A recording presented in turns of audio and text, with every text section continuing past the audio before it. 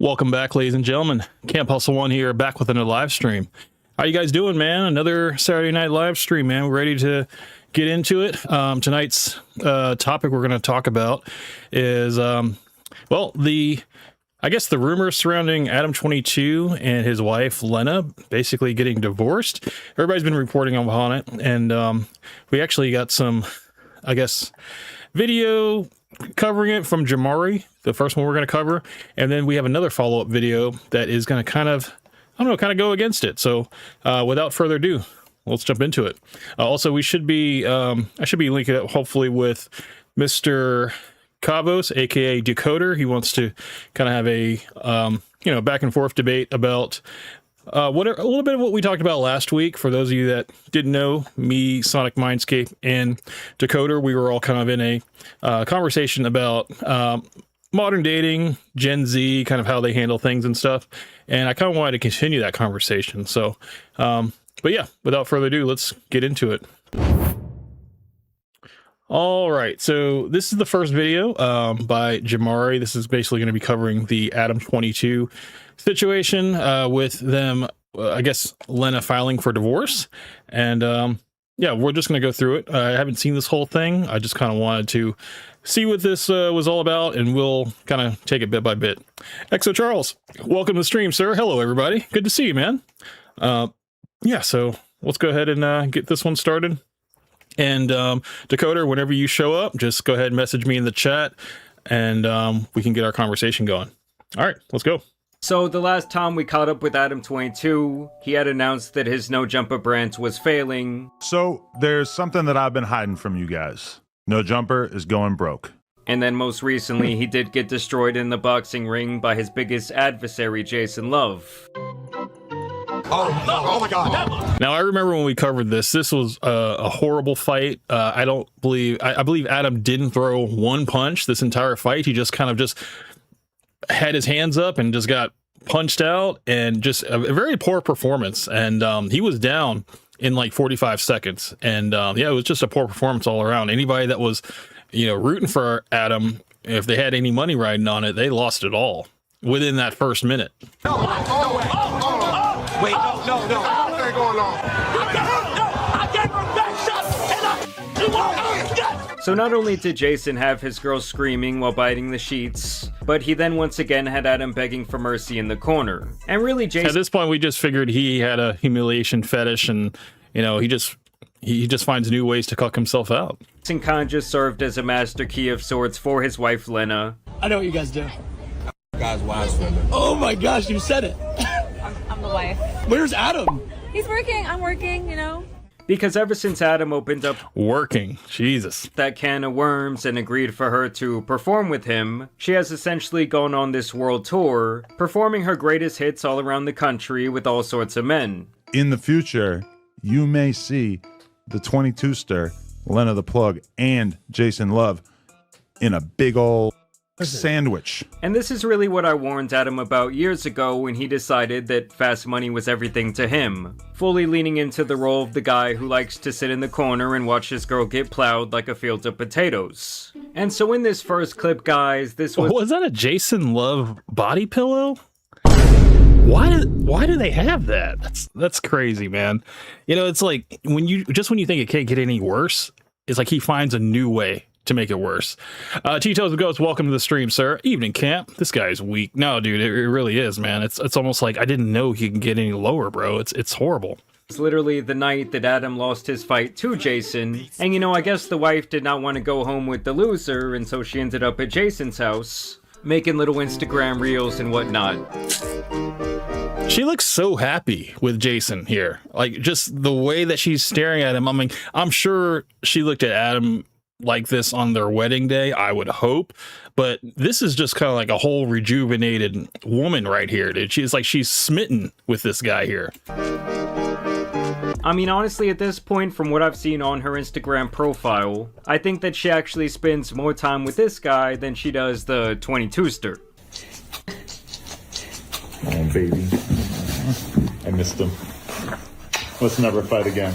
I mean, I'm dead serious when I Crazy. say that this guy might go down as the most soiled reputation in internet history. Like, even with people like EDP445 running around, somehow I think that Adam's reputation is more in the dirt. Either way, guys, the reason I'm making this video is because I did see this headline on Twitter yesterday. Exclusive, Lena the Plug files for divorce from Adam22. Now, wasn't this an eventuality that we all thought was going to eventually happen? You know, like, just she was going to continue to sleep with other men, other P-stars, and eventually do it more and more off camera. And it was just going to be something that they were just going to drift apart so far that it was just going to end in divorce. I knew this was going to happen, and I actually spoke to another content creator about this called The Business, Jason Black. He has 2 different channels, but we spoke about this probably about a year ago on his channel, and this was when she was first about to do the scene with Jason Love, and I was talking to The Business, telling him, I was like, look, I just think that the natural progression of these things that happen with, you know, you having sex with your wife on camera, it's going to lead to the natural progression of bringing other girls and then sharing your wife with other girls. And then the progression from that would to be bringing another man, or to have another man just completely solo your wife. And then the progression from that would be, you know, the whole all out, you know, group sex scene, you know, and then, but, you know, we've kind of seen the progression happen in real time. And it's just like, now they're speed running it. So the fact that this was, you know, put out there as a headline that she had filed for divorce, it just kind of like, I mean, it was kind of like an eventuality. We all kind of thought that it was true. But again, I didn't want to report on it. I believe it was filed on June 1st. And I remember reading about it, but I wanted to wait until all the facts came out, because these kind of things, yes, of course, they drive a lot of engagement, but I didn't want to be like all the other content creators that were jumping on this story and making their videos, because what happens if it's all false? You know, what if it's just for clout? What if it's just for engagement to get you to, you know, engage with their content and stuff more? It could have always been a, one of those situations. And I'm glad I didn't jump on it, because, you know, there's more information now to be had. Teen Toes came back. He says, I'm surprised she took so long to file. Well, you know, maybe it was just the fact that she was putting herself out there, you know, for her work. And, you know, maybe it just clicked in her head that, you know, I don't need to be tied down to Adam or anyone for that matter. You know, I can just be an independent at this point. So I don't know, but we're going to continue. We're going to see what else is coming forward here. And it's really just one of those things, guys, where when you look into their eyes, there's just really no semblance of a soul there. Very similar to Mr. Beast, where the smile just does not reach this region. Mr. Beast, he's got the same like eyes as like Bonnie Blue. You know, Bonnie Blue has like the dead eyes, you know, like no soul in those eyes. Nothing's going on. You know, like, yeah, she's working, but she's not there. It just seems like, yeah, at a certain point, the money has no value, and you were just a slave to the system, and you have sold your soul for the success, you know, and now you have to stay on top of it, because, you know, it can be over tomorrow. So you have to keep it going. Of his face. Lena the Plug is pulling the plug on her marriage with Adam22. Lena filed for divorce docs in LA County without a lawyer on June 1st, which happens to be her birthday, and wants legal and physical custody of their 5-year-old daughter. They claim that Lena says she does not have a job, and that her only income is a $3,000 payment of monthly spousal support from Adam. Also making it sound here like she has no control. $3,000 a month allowance, and she has no work, but I mean, she's a P-star. I mean, that's kind of well known. So I don't understand. I mean, unless the situation is that she has, I guess, signed over all the financial responsibility to Adam. Maybe like Adam's like her manager in a way or whatever. I don't know if that's smart either. Over the revenue that she generates on her dirty page. I have no access to any financial resources in this marriage or actual financial information, so all amounts entered are estimates. So it honestly sounds to me like they wanted to file this maybe for the promotion, but she also did not want to disclose her income because these documents are like public record, So maybe they threw the thing in there about the custody of the daughter, just to make the entire situation seem more realistic. Either way, Adam would respond to the news by saying, "All black women who want to date me, please DM me, I will buy you a car." He would then share a post to Twitter where he Man, where are the black women at? says, "Man, where the black women at?" To which DJ Vlad would reply, "Once you go black, trust me." And listen, Vlad, that is a lesson that Adam learned long ago. You know, obviously there's two types of learners out there, people that like to get that hands-on experience. And then obviously you have those other people that need like a third-person point of view. Maybe they like to sit in the corner with some popcorn, maybe a little cherry slushy from the gas station, and of course his handy-dandy camcorder. And I feel like this clip right here pretty much does sum up Adam's legacy online at this point. There was speculation that it was Adam22 that filmed the scene with Lena and Jason Love, but that turned out to not be true. He said he was playing video poker at the time when she said she was going to leave the house to do the work. So they kind of squashed that, but still, people still believed he was the one behind the camera. What's that boy name got Lena? No queefing. Jason Love. Jason. Yeah, Jason Love. The Love Dog. I watched the whole Love video. vote. Dude, I watched the whole video. How was that? Boy, he slow pushed it up and I made it about. I told her no queefing. My one rule. Yeah, that's no one. queefs. That's my top 3. Watching For that real? squiggle and squirm. Oh, I appreciate that. I ain't even watched it yet. I gotta check it out. Yeah, shit. What? Yeah, we gonna watch it. Biggest fan scene of all time. Most money ever earned from a scene ever. Not a flex. Not a flex at all. I mean, even if that's true, that's not something to be proud about, man. I mean, it's like he must be completely just thinking about the money and not thinking about anything else, you know, to be able to say that and, you know, with any type of reverence. It's just so wild, man. That's my baby. And it is just hilarious to hear Adam talk like he is so proud, like she just won some sort of Nobel Prize. Either way, after this divorce news really started to catch some steam, Adam would return to Twitter to say, "Y'all got me fucked up," sharing this infamous meme, only replacing the guy with Jason Love. And this clip right here really just puts on display how fast things can escalate, as I believe this was only a couple of months back when Coke Manny, welcome to the stream, sir. Sup, Camp? Good to see you, man. Yeah, man, this is some recent headlines, man. You know, again, I was very skeptical when I heard this because, you know, I think that this couple, they have to do whatever they can to stay in the headlines.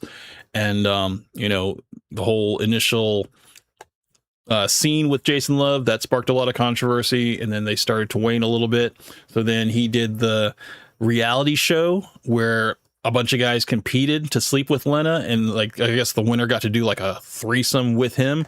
And then after that ended, there was another thing that happened, that I guess she just did more scenes. She kind of did like this little tour where she was doing a bunch of scenes with a bunch of guys.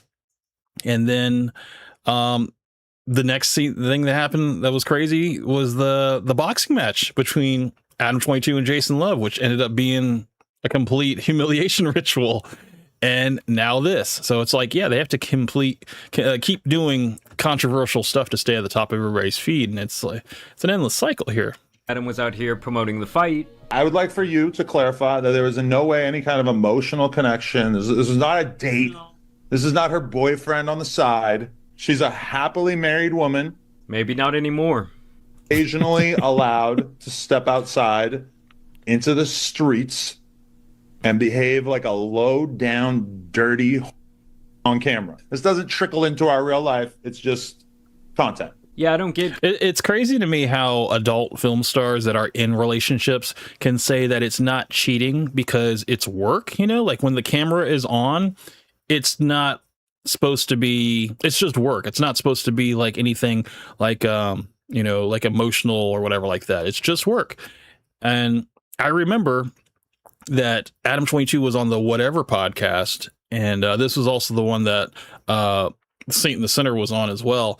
And he was, what's it called? Adam was saying how she's never cheated on him, you know, and there was never, there was never any type of infidelity and stuff. Like, yes, she does sleep with other men online and stuff like that, but it's like, that's work. That's completely different. And I remember the question being like, so as long as the camera's running, it's not cheating. It just seems like to anyone else, that's just a record of it happening, but to Adam and to also other adult film stars, they're like, yeah, it's just work. It's not supposed to be anything that you can count as infidelity, which is I don't know, just because there's just different type of people out there that can see it that way, but I could not see it that way. I just thought it was crazy. Teen Tosa Ghost came back. He says she was never happy. He was just a useful idiot until she decided to leave. I mean, I kind of get that, the fact that they were married for just a short period of time, and they had already had a threesome before they got married.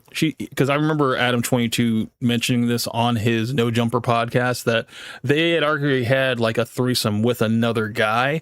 And, like they had already been doing like the wild and crazy stuff before they actually got married. And then when they finally decided to get married, and then they had, the daughter and stuff, that, during that time, he asked her, he's like, hey, do you want to hang it up? In terms of like the P-star career, or should we try to push, the boundaries as far as we can go and just see how much money we can make? Because, there's a time limit on everything, and there's an expiration date, of course, for a lot of actors and stuff. And so she opted for the latter, to push at the boundaries and just see how far they could take this. And it just seemed like it just made him look worse, because he was still a public figure, still running his podcast and stuff, and everybody was starting to form these opinions about him in terms of like, it's just kind of weird that you don't have a problem with your wife, sleeping with all these guys and stuff, and then you're completely like okay with it, and you actually kind of lean into the whole aspect about it. It's just, I don't know, it's just very hard to understand from anybody on the outside looking in. Guys, how you can say, oh, it's not trickling into our real life, when obviously one day it is going to have some very real consequences for their daughter. I don't know. It's only been a few guys in the last 10 years, but they like to make it seem like I'm sleeping with a new guy every day. Yeah, it's like 4 guys. In 10 years. I mean, now, guys, like I said earlier, you can literally see it documented on her Instagram page that it does seem like there's a new guy every single day. And I wanted to show you guys this clip because it really does put on display like how out of touch with reality they truly are. I did the scene with Jason. We had a little fun little press run, and I haven't seen him since the scene. I don't know when the next time I'm going to see him is, people just can't really believe that could be the case. It's like, oh, she's still thinking about him. She's behind Adam's back. Like, everyone just makes these little backstories because it is all of their fears in their relationships. I think. Keep in mind, this was after she did the very first scene with Jason. And since then, it's pretty obvious just looking at her social media pages that she has now linked up with the guy dozens of times. And I also just want to say, like, anyone in a normal, healthy relationship where they've actually built trust with another person is not consistently worried about ending up like Adam and just being this cuck. Everyone just makes these little backstories because it is all of their fears in their relationships. I think it also really pissed them off that I'm in this relationship with Adam, and Adam, like, allowed me to go do this thing because they think in some way that I'm going to influence their wife or their girlfriend to request the same thing, or like I'm sort of normalizing it. Yeah, guys, if anyone out I don't think it's what anybody's really concerned about. I think it's just, we're just kind of amazed that a man, or a quote unquote man, is like okay with this, and they have like a whole ass like family unit, and he is, I guess, detached in that way to where, he is perfectly fine sharing his wife, in this like this quote unquote marriage, that's supposed to be, sacred, but it ain't sacred, because it really hasn't been that long. But I don't know, I guess trying to redefine this whole relationship as like, no, we are kind of like the evolved type of relationship, and it works for us. It's just very strange. It's not something that we envy Adam, or, we are worried that our wives are going to turn out like Lena. Like, that's not it at all. Like, we just kind of, it's just all very strange. That's all it is. Their partner is using Adam22 and his wife as some sort of barometer for their own. David, welcome to the stream, sir. What's up, Camp? Man, nothing much, man. Good to see you, man. Yeah, dude, just getting into these headlines, man. You know, at least for this week, I've seen a few videos, people like already declaring that Lena the Plug has filed for the divorce for Adam22. And, you know, a lot of people are seeing it as kind of like an eventuality, like, of course, you know, like, of course it was going to happen. She's kind of spread thin all over the internet.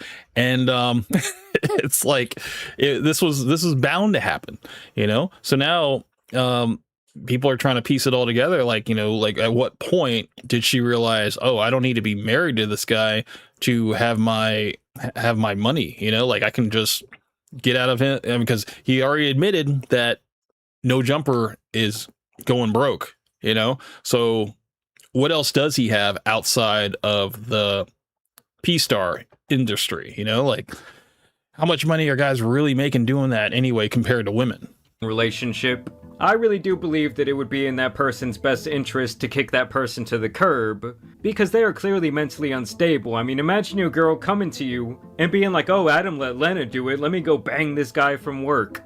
I mean, to me, this... David came back, he says, it was just a matter of time. He was used and humiliated. And like I said before, man, you're absolutely right. I think he has like a humiliation fetish, you know, like he leans into the whole cuckoldry, you know, and like there's really nothing you can say to him that's gonna like phase him, because he's just like, he's so in deep, you know, like in terms of like passing his wife around and, you know, just kind of bobbing and weaving with the whole like cuck accusations and stuff. Like it doesn't phase him, you know? So it's like, how can you humiliate the guy, you know, when he just keeps digging himself further and further? And I mean, it got all the way down to like them having a Jason Love body pillow that they were kissing together on the bed, you know? It's just like, it's so weird, man. But yeah, I mean, Adam22 is no prize, you know, nothing to look up to. So like, I don't think any man is like worried, you know, that their wife is going to take after Lena and stuff, because I don't think any man would want to be in Adam's shoes, you know, like no man with any self-respect, you know, would want to be in his shoes. So, and I think any man that is like unmarried definitely doesn't want to be in Adam's shoes. So it's just like, everybody's looking at this like, this is just a horrible situation to be in as a man.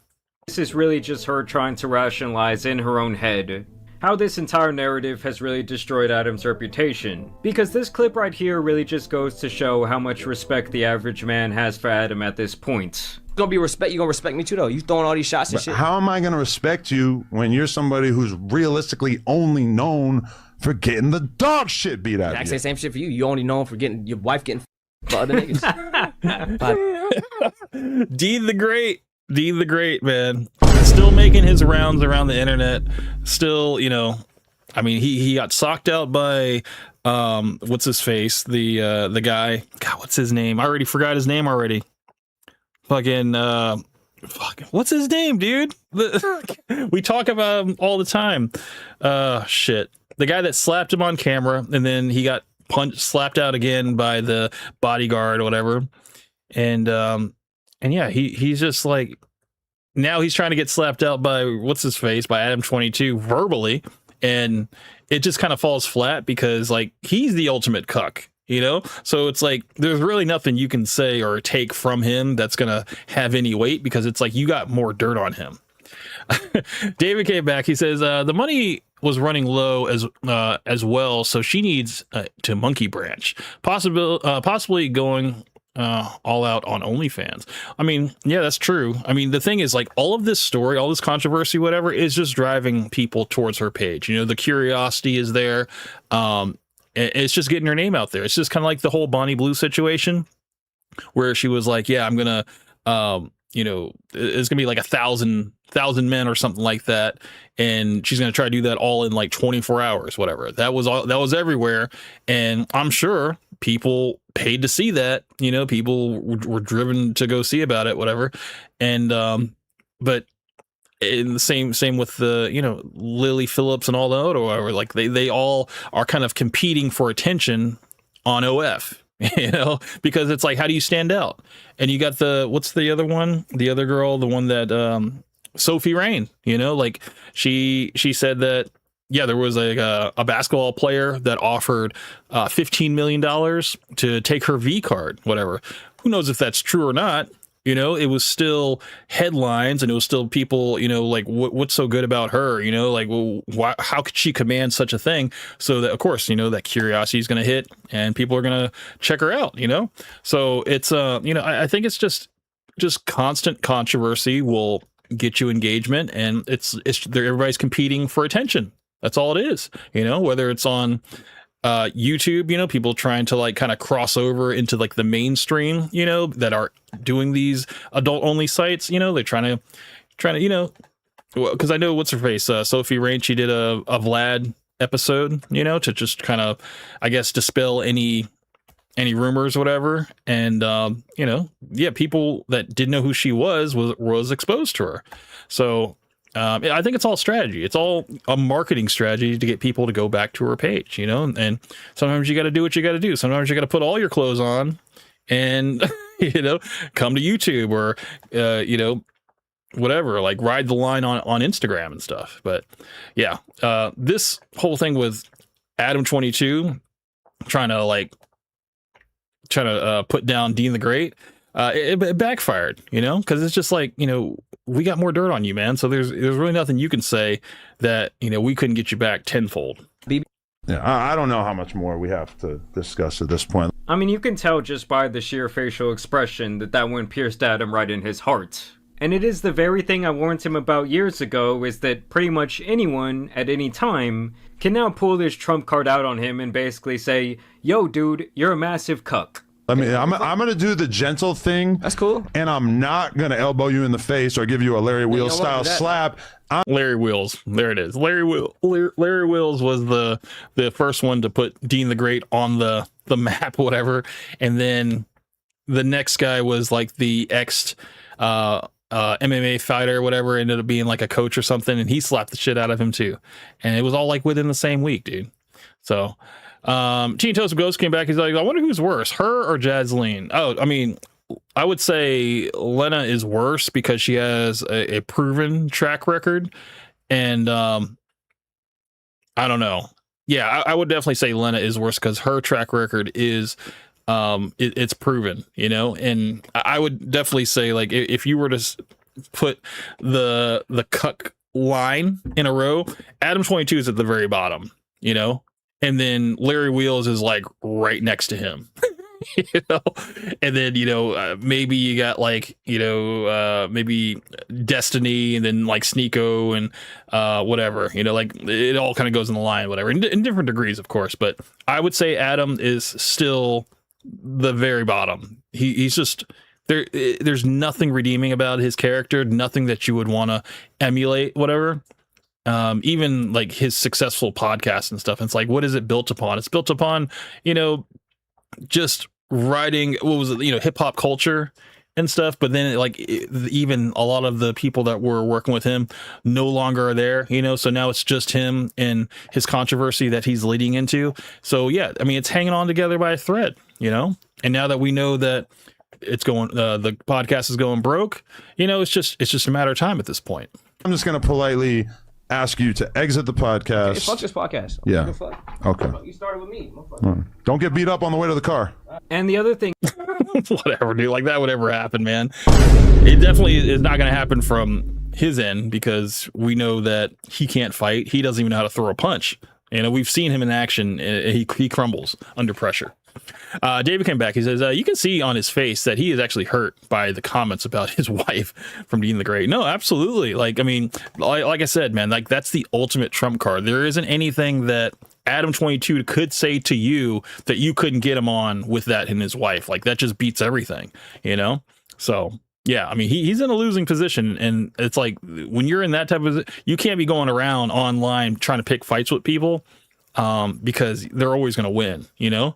And I think it's just going to kind of feed into your humiliation fetish of always losing and always coming up short. is, guys, after the display that we saw Adam put on in the ring, where he did not land or even throw a single punch, and he really just cowered in the corner. He was talking all that trash too before the fight, man. He was just like, he had like all of this like confidence, like oh yeah, you know, I'm gonna you know, it's gonna be one for the 8, and then it just was nothing. It was a complete nothing burger. It's like, what happened, dude? I mean, was it planned? I kind of thought it was planned the way that he approached it, because he didn't even attempt to hit Jason Love. So I honestly think that it was planned to be that way.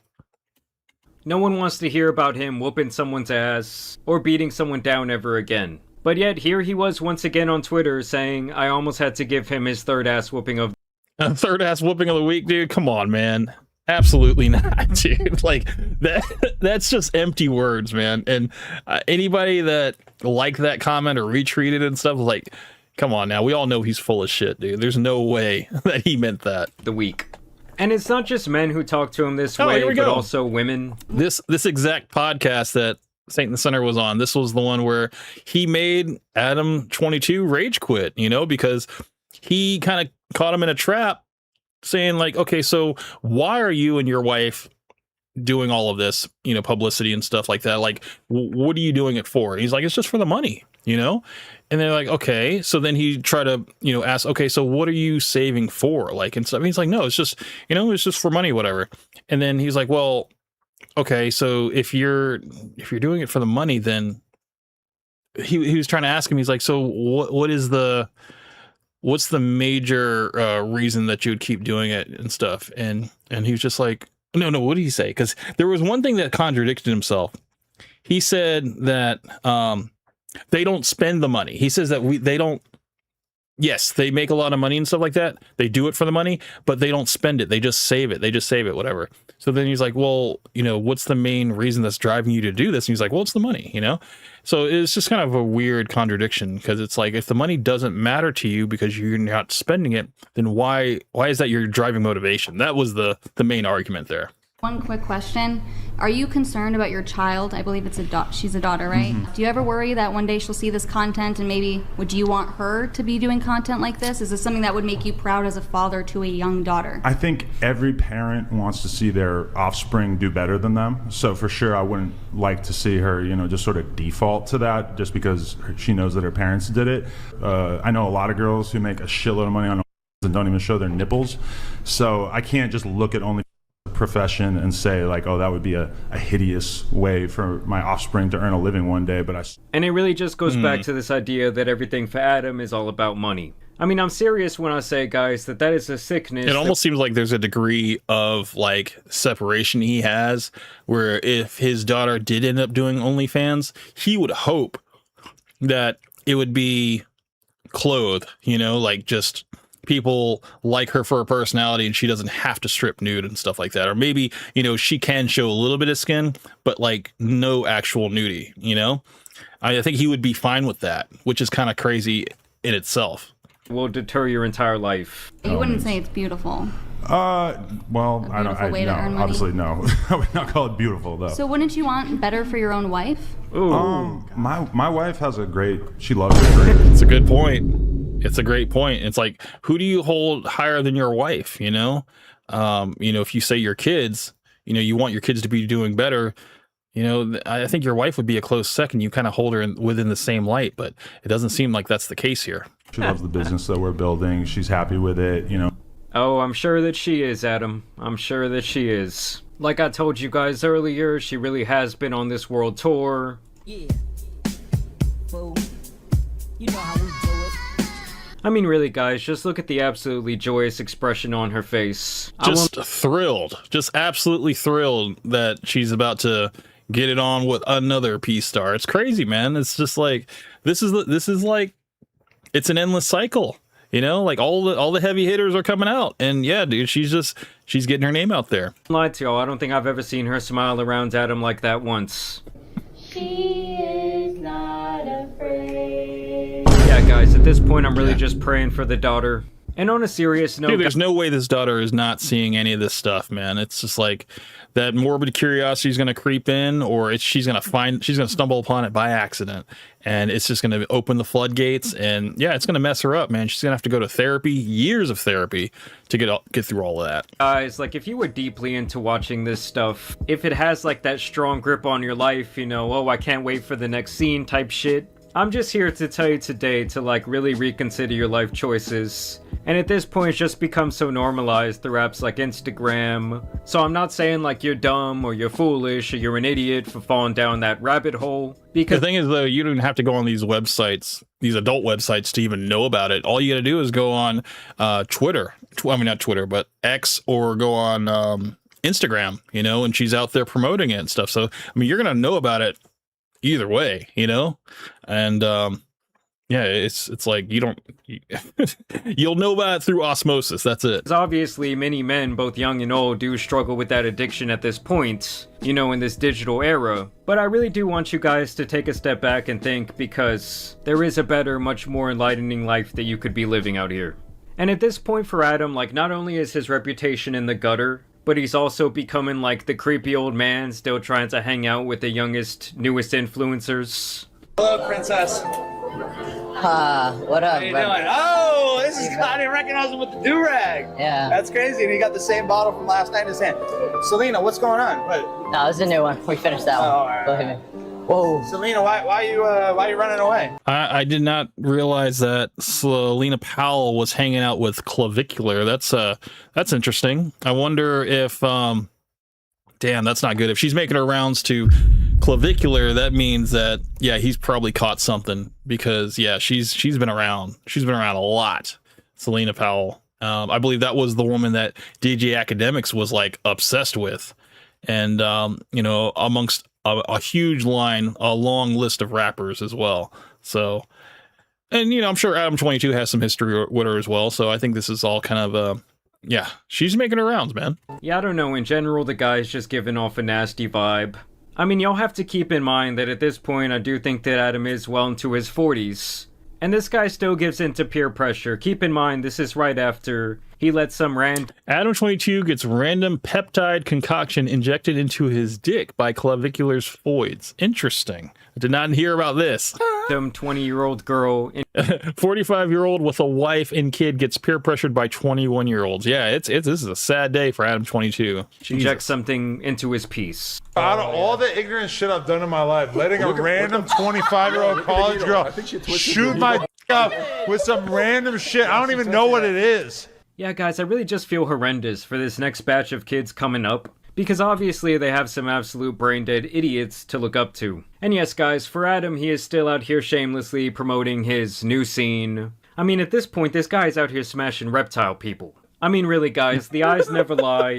Just look deeply into this man's soul and tell me. Yeah, he's starting to resemble Bonnie Blue in terms of, like, the eyes or whatever. Just dead eyes, no soul, you know, just I'm here. I'm existing at this point. That he is happy. But either way, I did just want to provide you guys with this hilarious update. Y'all let me know what you guys think about Adam 11 down below. Do you think this whole divorce saga is a legitimate thing? Or do you think it's just their latest promotion for whatever they're about to be peddling in the next couple of weeks? Either way, I do want to thank you guys for watching. Shout out to Jamari for covering this. I do think it is promotion at the end of the day. I think it's just, you know, stringing together more controversy to get people to drive towards their adult pages and everything. And you know, as long as you can get people talking about you, I mean, even we're doing it right now. We're talking about them and we're getting the message out and stuff, even though we're just kind of laughing at it. It is it's still promotion. No promotion is bad promotion. So I just thought it's kind of weird, kind of wild, but I wanted to get more facts about it. So this next video is actually going to have Lena also give her take on what has actually happened, and I think it's important to at least hear from her. I mean, she could be lying. We don't believe all women over here, you know, but we do like to get the facts and at least get a different perspective. And, you know, let's see what she has to say about this. I'm here to address the chaos. Last month, I went to check my mailbox and I had all of this rejected paperwork from a courthouse. Somebody has been trying to file for divorce on my behalf. I'm looking through the paperwork. They've filled out my name, my address, my daughter's name, my daughter's birthday. They have all of this information and they've attached a check for $435. I look at the name on the check and I start to freak out a little bit because I remember the name. Let's just say it's John, but it's not. The name on the check matches the name that the police gave me when they arrived at my house 2 different times doing a wellness check, claiming that somebody called and said that I was being abused by my husband. I let the cops come in. I reassured. Okay, sounds like some type of super fan, like a guy that I guess secretly is like a huge supporter of her, and you know, really wants her marriage with Adam22 to end. So I don't know, he can move in on that. It just seems like I don't know. I didn't know you could file for somebody else's on their behalf. I didn't know that was a thing. But I guess maybe he forged some documents, I'm guessing. I honestly still I don't know how that can happen. Them that I did not make the call, but I remembered the name. It was a name that was hard to forget. And so when I got this paperwork for the courthouse that was rejected, I was like, that's scary. Like, who is this person? What are they doing? Have they actually filed anything under my name? I called the courthouse. I called the police. The courthouse said there's nothing under your name. They were not able to make the filing. We can't mark anything on your account though, because there's nothing under your name. So just keep calling back. I called the police and they said, okay, it sounds like processing of documents takes some time to actually enter into the system. So maybe as soon as she was notified about it, she called them and it still hadn't been, I guess, put through the system yet. That kind of makes sense, at least in terms of like how police documents work and stuff. It takes time to get into the system. I'm sure they get a lot of stuff like that. So yeah, it makes sense. well, this is kind of a weird situation. This person is forging your signature, claiming that they're you. So I would just file it under identity theft. On May 6th, I made the police report, identity theft. I thought, okay, hopefully this is over. So then yesterday, Adam tells me TMZ is reporting on our divorce. I'm like, oh no, it's happened. I call the courthouse and they're like, yeah, there's a case number. You filed for divorce. I'm like, but it wasn't me. What do I do? They're like, we don't know. We've never been in this situation before. Technically, you have filed for divorce. What do you mean you don't know what you can do? I mean, I think it's like, if you're, well, I guess there is a little bit of a credibility issue there. I would think, yeah, do the signatures match up? If not, then yeah, we have a forgery on our hands. And, you know, to figure out where the check came from, unless the check was written with some gloves on, you might need a dust for fingerprints or something like that. I mean, it seems like the police have a job to do now. So now I have to hire an attorney. My theory is that this person, John, is being spoken to by a catfish who's pretending to be me online, and this person is like trying to get money out of John. They're claiming that Adam abused me. They're claiming everything that is basically in the TMZ report, all of which is not true. Adam is not in charge of all my finances. I make more than $3,000 a month. I'm not filing for custody. I'm not divorcing at all. I love my husband. We've been together for 10 years, and I know that all of you are plotting on our downfall, but it's not happening. That day has not come. Basically, I found out that I was getting divorced when you guys found out that I was getting divorced. This is such a weird. So that was reported on June 1st of this month. So apparently she had no, she said she has no knowledge of it, but I guess she had also prior knowledge of the filing before it was official. So interesting that she had, I mean, that it hasn't been resolved yet. I mean, yes, it is still what? It's only the 7th. It's only been like a full week into the new month. This stuff probably takes some time, whatever. But yeah, I think, I mean, she has a case on her hands here. If that's true. Situation. Honestly, if it didn't happen to me, I wouldn't believe it. One upside of this whole scenario is that the Taylor Swift music video that Adam made for me for my birthday is getting more views.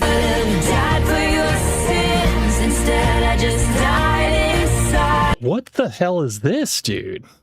I'm here to tell you right now, we don't care. Let me tell you, we don't care. What the fuck did he do? I mean, this is like, again, I didn't know that it could get any worse, but it seems like he's out here making Taylor Swift videos with, you know, wet shirts and shit, like saying he died for you and stuff. This is weird, man. It's such a masterpiece that I'm so glad more people are seeing it. So that's the silver lining here. I haven't seen that. That's the only thing I've seen, and I'm not going to put you guys through that. You guys can go check that out on your own if you want. I'm going to have to figure out how I'm going to undo all of this. I'm here to address the chaos. Okay, so I'm guessing they're not getting divorced. She's kind of put that in perspective now that they're still married, and you know that's not going to happen. So I guess there you go. I mean, it was a publicity stunt, possibly. But yeah, there's like, I would say I came across maybe like 10, 15 videos from prominent creators that have already jumped on this story. And yeah, it just, for me, like I wanted to hold off because, again, I'm used to seeing this couple in the news for controversy, and I was like, I just figured this was another one of their schemes. So that's all I had to say about that one. I just felt it was topical, whatever, wanted to cover it for a little bit. But the next thing I want to talk about is, I mean, for those of you that didn't see the stream last week, you know, it was me and mainly Sonic, you know, and also Decoder talking about women approaching men and just kind of how Gen Z handles modern dating, and how, you know, me being a millennial, also married, I have no idea what I'm talking about in terms of like the current climate, and all of my advice that I have to say is going to be leading young men astray because it's outdated advice and all the other stuff.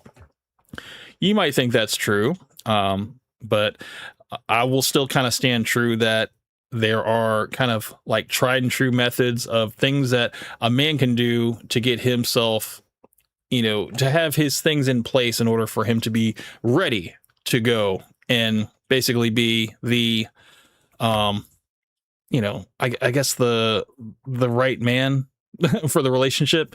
It just makes sense to me that, yeah, I mean, the question was asked, should men strive to get married? And my answer was, I think so, but don't marry the first woman that comes along.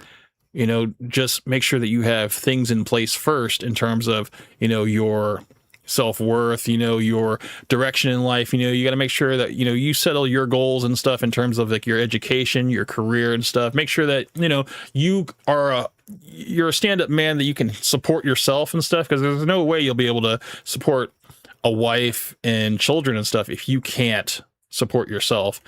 But also, you know, you have to have the mental maturity to say that you want to actually settle down. I think that's very important.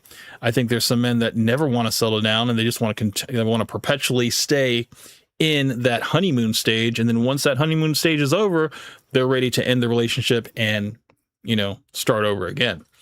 Teen Toes Ghost came back. He says, I was there too, Camp. You sure were. You sure were. And, you know, I think that the thing is that we had, me and you, Ghost, we had kind of like a little bit of similar thought process in terms of like, yeah,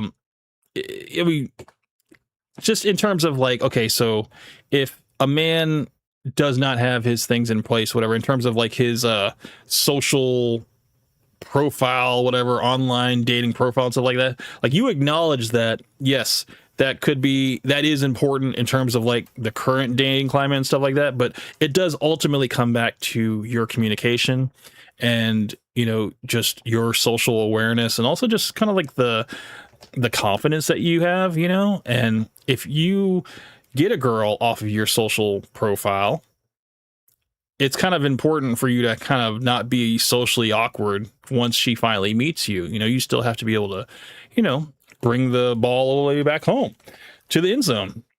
But for me, it was just like, okay, you do all this work, you learn how to text, you get all these professionally pictures done and stuff like that. It just comes back to communication. You got to make sure that you're a whole person on the other side when the person finally meets you. But what I wanted to do was to kind of teach myself about Gen Z, because I do feel like we do have a lot of ideas that kind of butt heads a little bit, you know, in terms of like our ideologies and just our outlook and direction in life. And I kind of wanted to know a little bit more about how Gen Z kind of handles relationships and just their thinking, you know, and just like what is it like to be someone who is of the younger generation, just living in today's time. So I have two videos. One is by Moon. It's called The Incelification of Gen Z. And then the second one is called Why Isn't Gen Z Growing Up? This one's going to be by Sono Jordan. So let's watch this first one, and we can see what it is. We gain a little bit of knowledge about it. Maybe some of this stuff will ring true for the younger generation and maybe even Sonic. Something that, I mean, I think the only way to really kind of understand them is just to learn more, you know? So let's go. Answer this one question. When was the last time you met someone naturally? No dating apps, not online, but a genuine interaction in the real world. I'm guessing for most of you it was quite a while ago, but if you're in Generation Z, it possibly has never even happened. And that's not an accident. Most people we see these days are cashiers, co-workers, people rushing around, delivery drivers. People we pass by, not people we get to know. Interactions are often just transactions. Before dating apps turned relationships into a marketplace, the stage was already set years ago. Just think about an average day. You work from home alone, your groceries get delivered, you tap your phone to pay, no words exchanged. Self-checkout at the shops, takeaway dropped to your door by someone who doesn't make eye contact, or maybe doesn't even speak the same language as you. It's so easy to go days without meaningful human interaction. Most interactions you do have are transactional, unless you're one of the lucky few who finds a club, society, or just something to connect with people. And even then, it's probably shoved into a small corner of your routine. We live in a touchless society, and like anything, if you don't use it, you lose it. Intimacy, sex, and love are just no different. And unlimited access to adult content really capitalized on this moment. You just click, consume, and wrap things up, remove your sexual desire, and move on with your day. Super easy and truly the simplest exchange for pleasure imaginable, really. But it's also shallow, takes away your drive, it's temporary satisfaction with... the parallels with this in terms of like digital connection with people, it's kind of like what I would think about is the whole hunter-gatherer aspect of our nature completely being taken out of us by food being, you know, you can just go down to the grocery store and get your food. You don't have to hunt for your food. You don't have to forage for food anymore. It's all right there, you know? So like that was my generation. We didn't have to hunt and gather anymore. We can just go to the store, you know? So that instinct is kind of lost, you know, that survival instinct is kind of lost. Whereas now you have the younger generation who don't go out to meet people and be social. They just go on a dating app and they learn how to text. And then that's how they have their connection. Or they'll meet somebody on a live stream and they'll communicate with them that way. And they'll have like this parasocial relationship, you know, and they never meet the person, but they know all about them and they talk to them and stuff. And it feels like a real connection because they're actually interacting with people. And it's like, but it's all through a screen. So it's like, yeah, that aspect is now being taken away in terms of like human to human interaction, you know, in the real world. Now everything is just digital and comments and, you know, it's like, damn, dude, it's a regression. Diminishing returns. And like any addiction, you merely fill the gaps without addressing the root causes. Actually, it's not a regression because I don't think we were ever like that. It's an evolution, but it's a de-evolution because it's like the new iPhone. the new iPhone comes out and they take away another thing that you were used to having, and now you don't have that anymore. I guess you could say it like that. But no, it's like an evolution, but it's an evolution in the wrong direction. You know, it's like now, you know, there is no fight left. You know, it's just like, you know, if it comes to me, it comes to me. If it doesn't, you know, that's just how the way life is. It's like, no, it's like you can change any circumstance that you have. You know, you just have to want it enough. But if you don't want for anything, then yeah, you'll be acceptant. You'll accept whatever comes your way. And the brain has adapted to all of this. Dating apps started with a promise to breach a gap that most of their founders and investors had started. I mean, get this one. One of the Tinder CEOs left in 2022 and immediately launched Mino, an AI chatbot to fight loneliness. There's now a thriving loneliness economy that Silicon Valley talks about all the time. There are even venture capital companies that focus exclusively on this. We made a video about the entire loneliness economy before, as it's just the perfect vector for exploitation. And now real women have to compete with AI chatbots, AI virtual girlfriends, AI P stars. You know, it's like the technology has now advanced so much. It's like now even the women that were finding easy money are now having to compete with, you know, AI that can stream 24 hours a day. You know, it's like it doesn't have to sleep. So yeah, it's getting tough for even the people that were flourishing in the whole dating scene, or the online dating scene at least. People, the solution to the problem you helped create. It's the oldest trick in the book, but the impacts are totally new to us. And that's why they're doing so much damage. We're even inventing new language to deal with this. Remember that cringily soulless word meet cute that people started using years ago? It popped up on social media as a way to describe meeting someone that you exchange numbers with for a date. For example, at a coffee shop or a bookshop when looking for the same book. Just think about the fact that we actually developed a new word for the crazy phenomenon of just meeting someone organically. It should have set off alarm bells, right? It was an early sign that society was changing in a way that made meeting people in real life the exception and not the rule. It's no coincidence that the word started being used a lot around 2015, the same time dating apps blew up. And in the last decade— Yeah, I completely missed that whole meet cute wave, whatever. I had no idea that that was the word they had renamed for going out and meeting somebody and having a positive interaction and getting a phone number and stuff to stay in touch. I didn't know that that had been reduced down to a word. That's very interesting. Dating declined to the point where the majority of Generation Z today just don't know or really have any way to meet people. Okay, so more than half of Gen Z are spending $0 a month on dating. It's too expensive, the fear of rejection, and emotional exhaustion. They would rather just leave it behind. They do not want to have to deal with that.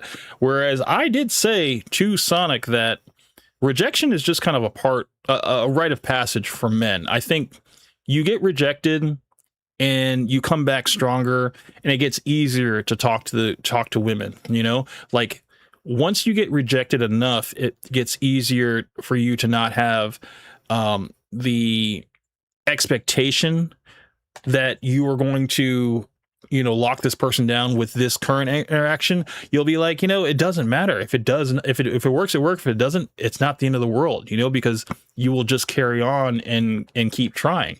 But it just seems like this generation of Generation Z, they are not wanting to, they want to avoid it. They want to avoid the whole thing completely. 50% of men aged 18 to 24 have never approached a woman in person in their life, and like even higher percentage, 18 to 30, haven't approached a woman in the last year. In recent years, third spaces, meaning not your home, school, workplace, have just vanished. Think about the place that you grew up as an example. Pubs, bars, libraries, high street shops, how many are actually left today? And if any, how busy even are they? Since COVID, we just shuttle ourselves from home to work to the gym to the supermarket and home. You don't really just go to the village market. There is no real town, square or hall. You're not really bumping into anyone. Even a bit of small talk with someone at the bus stop just feels weird and awkward. Making eye contact with someone on All right, 1 second. Just realized that the thing stopped streaming. Looks like we're back now. 1 second, let me check the audio here.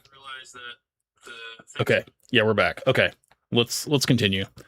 A little bit of a hiccup there. Let's keep going. Amount of money they can. But can you remember the time when a stereotypical cafe was like this? With big sofas, comfy chairs, bringing people together to talk, and people just walking up to someone to say something without it being creepy. The show Friends was based on just reality in the 90s, and it's all part of a much wider pattern. One that's seemingly threatening humanity. That this is actually a potentially existential crisis. Humans really do meet the qualification of an endangered species. Because meeting people and building relationships is really the most important thing for human survival. It's often the key indicator in determining your lifespan. It's how we have replacement rates in just the population. But with this last decade and the disappearance of so many communal spaces where our parents and grandparents had opportunities to randomly meet new people, mixed with dating apps, has meant we're seeing a gap try to be filled that wasn't a natural one. This is a void created by the same economic forces that hollowed out our third spaces chains and corporate landlords. The same forces that funded these apps promising to replace what was destroyed. And dating apps didn't discover a gap in the market, one was just torn open and then monetized. But it was a lie. That too was all about getting your money. Think about it, the whole idea of a dating app as a viable business is a paradox. They don't want people actually connecting and then getting off the app. That's two customers that you're going to lose. If you can perpetually keep them on the app and continue, like, at least for guys, to continually get them to, buy the premium service so that they can get more matches or get more opportunities to swipe right and stuff. Yeah, I mean, you're going to get people to continually stay on your app indefinitely, until they get so frustrated and delete it altogether. But I do think that, there's always been a marketing strategy in towards of maintaining a client rather than to successfully link two clients together so that they will leave the app. I mean, that's not good for business. They actually help people into relationships, they would clearly lose business. One good match is two lost customers. So instead, they just... That's literally what I just said, man. It makes sense.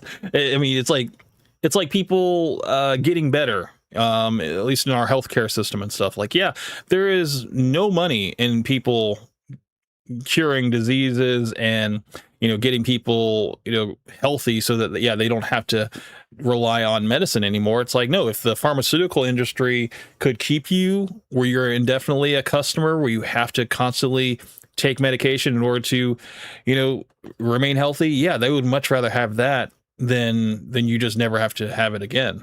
There's just no long-term strategy for that. Design the apps to fail, and in doing so, keep us hooked on using them. And in turn, what better way to keep an active user base than by having relationships designed to be short-term? This is your capacity to fall in love. It's like that Black Mirror episode. I can't remember the name of it, but it was just, men and women coming together for a short period of time. And once their time is up, they have to start another one, and they just keep going until they find their soulmate. And I mean, the episode ended up being centered around two characters that kept finding each other, in the whole simulation and stuff. But the whole thing was that, they came together one time, and then it only lasted for like a couple months, or maybe actually it lasted for like a couple days actually, and then they separate. The girl, she gets all these matches, whatever, that last for a couple hours, whatever. And the guy, he got matches that lasted for like a year, So he had to go through all these different relationships that were like long-term. And the girl was just having body after body after body after body. But then they finally got back together and they had, like 4 or 5 years together. But it got cut short because the guy looked at their time limit, because they have it on their phone, their device. It would tell them, like, if you both looked at your time that you had left, then, you would both know it. But if one person looked at it and the other person didn't, then it would significantly cut down the time, and he did it. He was curious and he looked at his time, and it's cut it down to, I think, like 24 hours or something like that from like 5 years. And, it was a good episode, but no, same thing with this, man. It's just like, the dating apps, whatever, if they do link you together, it's just off of, an algorithmic compatibility, maybe of liking similar things and stuff. But the tried and true method is that opposites attract, there's more stuff that's interesting about each other when there's unknown territory, when there's stuff that you guys come together on similar grounds and everything. Like, that could be fine. That could work. But I think ultimately, if two people have their own thing and they come together, I think that is infinitely more solid, because it's just going to be they're more to discover about the person rather than having a common ground. To build a family, to find meaning. All your data, all your most vulnerable desires is just slowly converted into swipes and push notifications so someone else can hit their quarterly growth targets. Your relationship is designed to not be long-term. It's why men make up 75% of Tinder users and women just 25%. Interestingly enough, the co-founder of the dating site OkCupid wrote a book revealing what actually happens behind the scenes of dating apps. Women, as you'd expect, receive an average of 4 to 5 messages a week, which even that seems unlikely to be this low. 90% of men received an average of 0 messages. Only at the extreme end of the attractiveness scale do the best looking men receive around 1 to 2 messages. But there's also a lot of men who are relying on dating apps who are never going to get the matches that they desire, either because they are short or because they are bald. So as many of us already know, if you're not in the top 10%, there's really no point in using them. It's something that's called mate suppression in practice, and we'll get onto that more soon. And the reality is, for 95% of guys, online and dating apps aren't going to be a fruitful place for them to meet women. But what we're seeing right now is that generations... That literally just supports what I said last stream, was that if you're trying to meet a girl for a relationship on a dating app, I think you kind of already lost, because you're going to be in such a saturated market where it's going to be more men than women. And then the women that are there, if they're not bots, they're going to funnel you to their, what's it called? OF account. Then it's going to be like a hooker. It's going to be someone who's extremely slutty and not really suited for a long-term relationship, and it's not going to be anything that you're going to want long term. The entire prospect of finding love is based on the ELO rating system, a numerical method developed to rank players in games like chess. A player score determines how strong or weak they are in relation to others. So your ability to find love is seemingly literally being run through the same maths we use to decide who's good at chess or League of Legends. It's why whenever you join these apps you get tons of matches, then suddenly they just fade away. You'll be told this is a personal failure, but oftentimes it's not. It's just the platform sorting you to the bottom unless you pay a ton of money. And this created a dangerous dynamic that has now permeated the world of dating, one where women select the same group of the most attractive men who have almost exclusive access to women. It would make sense if the business model was that your profile was more visible if you paid the premium price or whatever to be always at the top of everybody's search, whereas if you were going with the free model, then yeah, you're going to be at the very bottom, and that's going to be why you're not going to get any matches or any messages and stuff, because you're going to be invisible pretty much.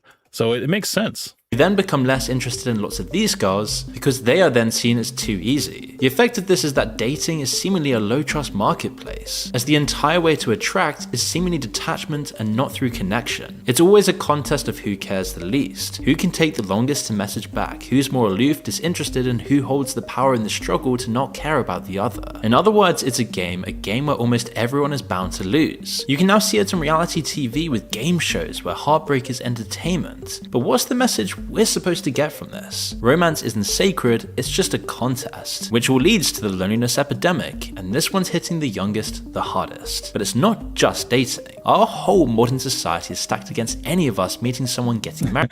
I don't want to interact with anyone anymore. That kind of sounds a little bit like Sonic there. I mean, he did say in one of my videos that, it just seemed like he was ready to hang it up, and I told him, I was like, don't give up, because you're way too young to even be thinking like this.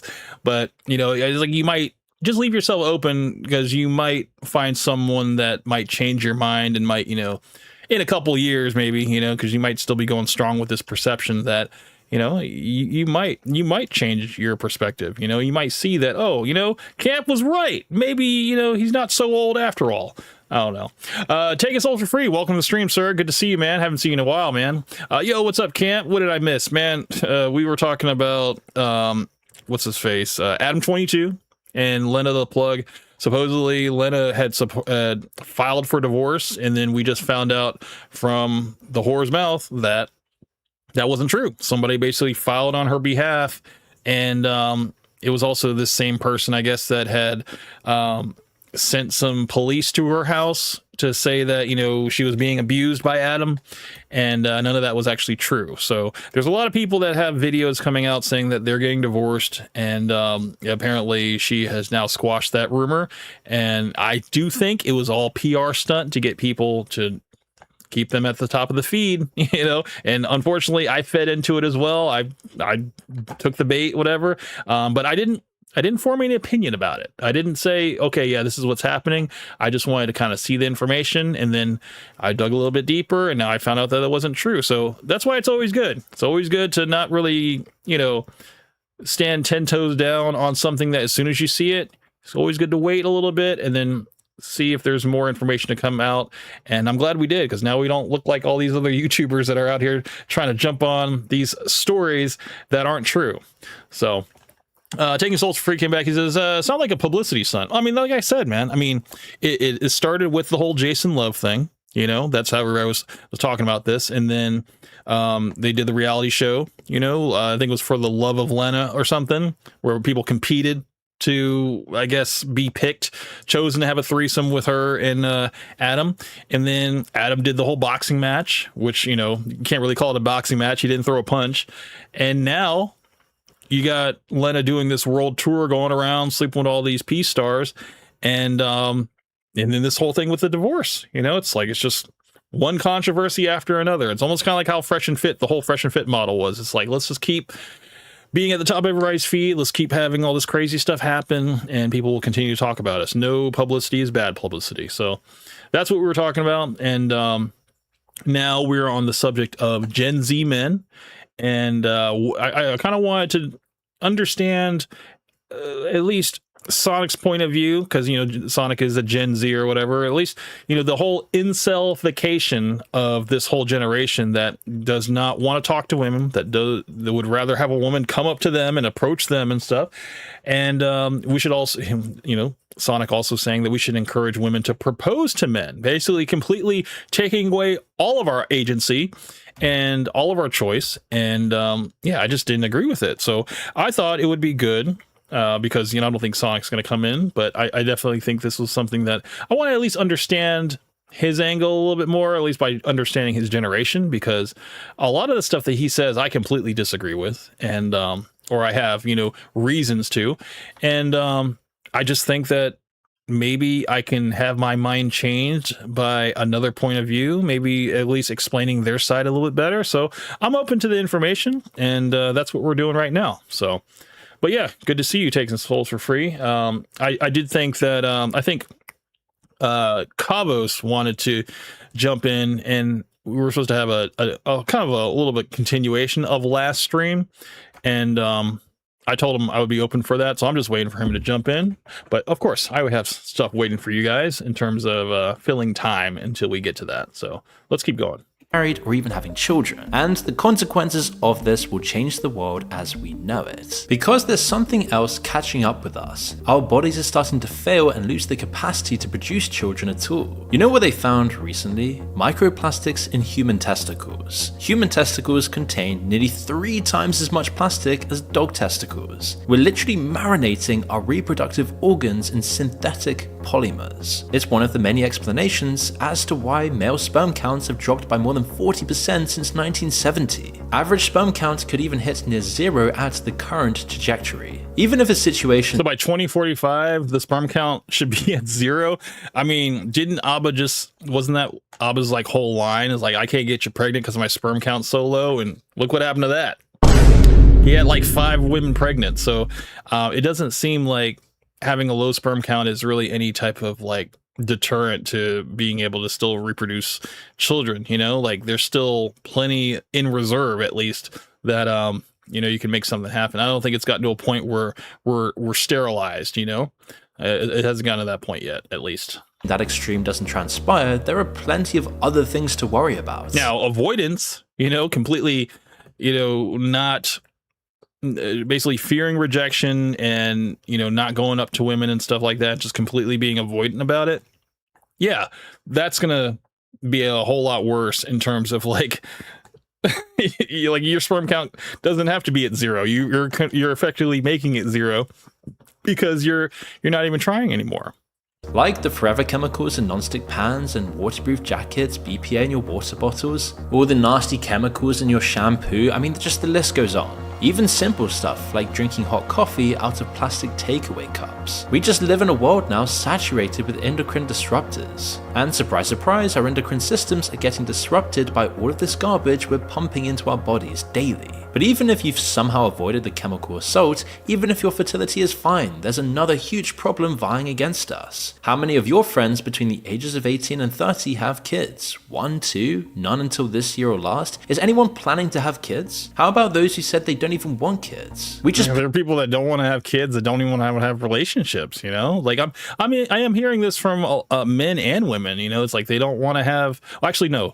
I'm hearing the opposite with women. I'm hearing women want to have kids, but they don't want to be in a relationship. They want to at least have something to love. You know, they want to have something that's theirs that they can, you know, teach and stuff like that. And, you know, a dog is not enough, you know, like they want to have a little person with them, but they don't want to be in a relationship. It's weird. Push everything later and later back. Education, work, financial stability, and for the middle classes especially, that pushes back having a family. Because you only have a family when it's really sensible to you, right? That's just the middle class value. Rich people don't worry, and poorer people don't worry. But nothing changes our biological clock when it's true.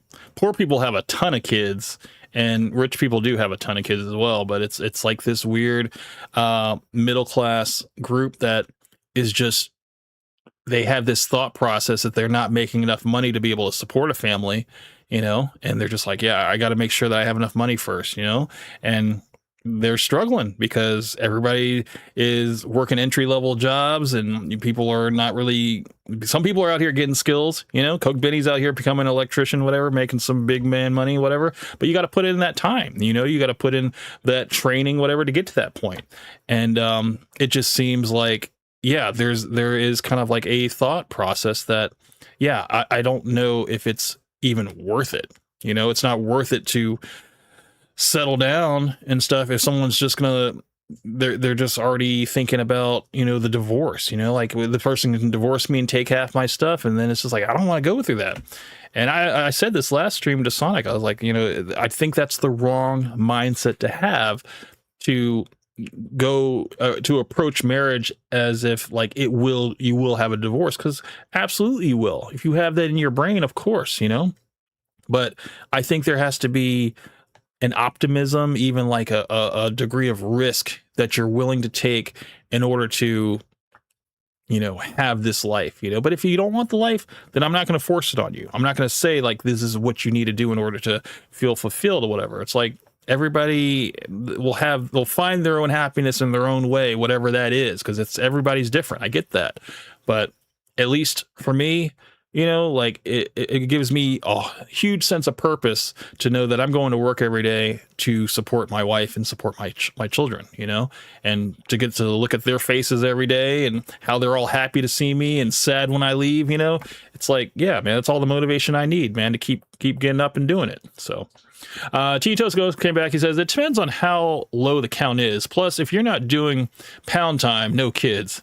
True. That's what I'm saying. Like, if you completely take yourself out of the situation, out of the gene pool, then yeah, man, it's like you've kind of already decided for yourself. You know, it doesn't matter what your sperm count is. You know, it's like, I think that if you have this mindset like Sonic, you know, where he's just like, I don't approach anymore because I don't want to. I'd rather just be friends with women first. And I'm just like, yikes.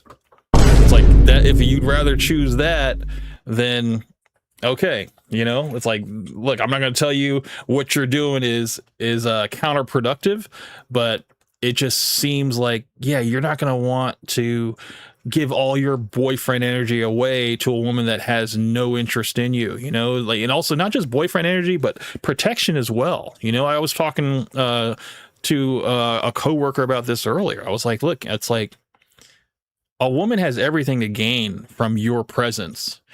Whereas, you know, there's very little to gain from a woman that you're not intimate with, you know, that you're not, you know, you don't have anything building towards, you know, like, yes, she just wants to be friends with you. So I guess if you're okay with that, I guess, you know, but I think you can have more value from a person who I think could, I don't know, maybe add to your life, you know?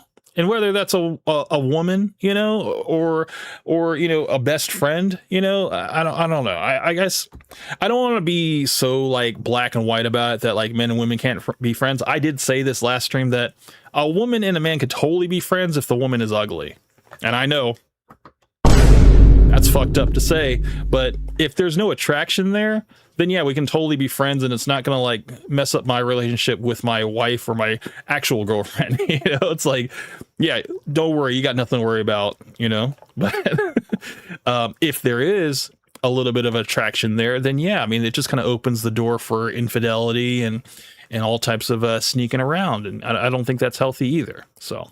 Comes to fertility. Women over 35 are considered advanced maternal age, and honestly 35 is starting to look young to have kids for millions of people around the world. I've started to notice a lot of women that are 35 and over saying that, oh no, it's more common for women to have children into their 40s, where I'm like, dude, you don't want to be part of that statistic of women, the very small percentage of women that, you know, successfully have children after the age of 40, because it's just like there are a lot of, you know, health risks that you take not only for the baby but for yourself as well, you know. Whereas if, you had the baby, from your mid-20s, between mid-20s and mid-35, whatever, like 25 and 35, or maybe even younger than 25, maybe like, like 22, 23, whatever, to 35. Yeah. I mean, I think that's kind of like your body has a little bit more resilience, and, you have a lot more time actually to have multiple children. Whereas like, if you're already past 35 and you're creeping into the 40s and stuff, you're probably only going to have the strength to have like one child, if you could do that. So yeah, I don't know. I think women are a little optimistic in that way, that like, oh no, there are plenty of women out there in this world that have done it. I'm like, yeah, women have done it. Doesn't mean that you should do it. You're like, you're already putting yourself at risk getting pregnant. Some complications could happen and you could lose your life, or the baby could lose its life. So it's like, I don't know. It's like, I think it'd be better to at least get your ducks in a row, settle down with a man, at a reasonable age, and don't wait too long. I mean, women are a little bit on a time clock, whereas men not so much. But I think, women definitely need to get their act together a lot sooner than men.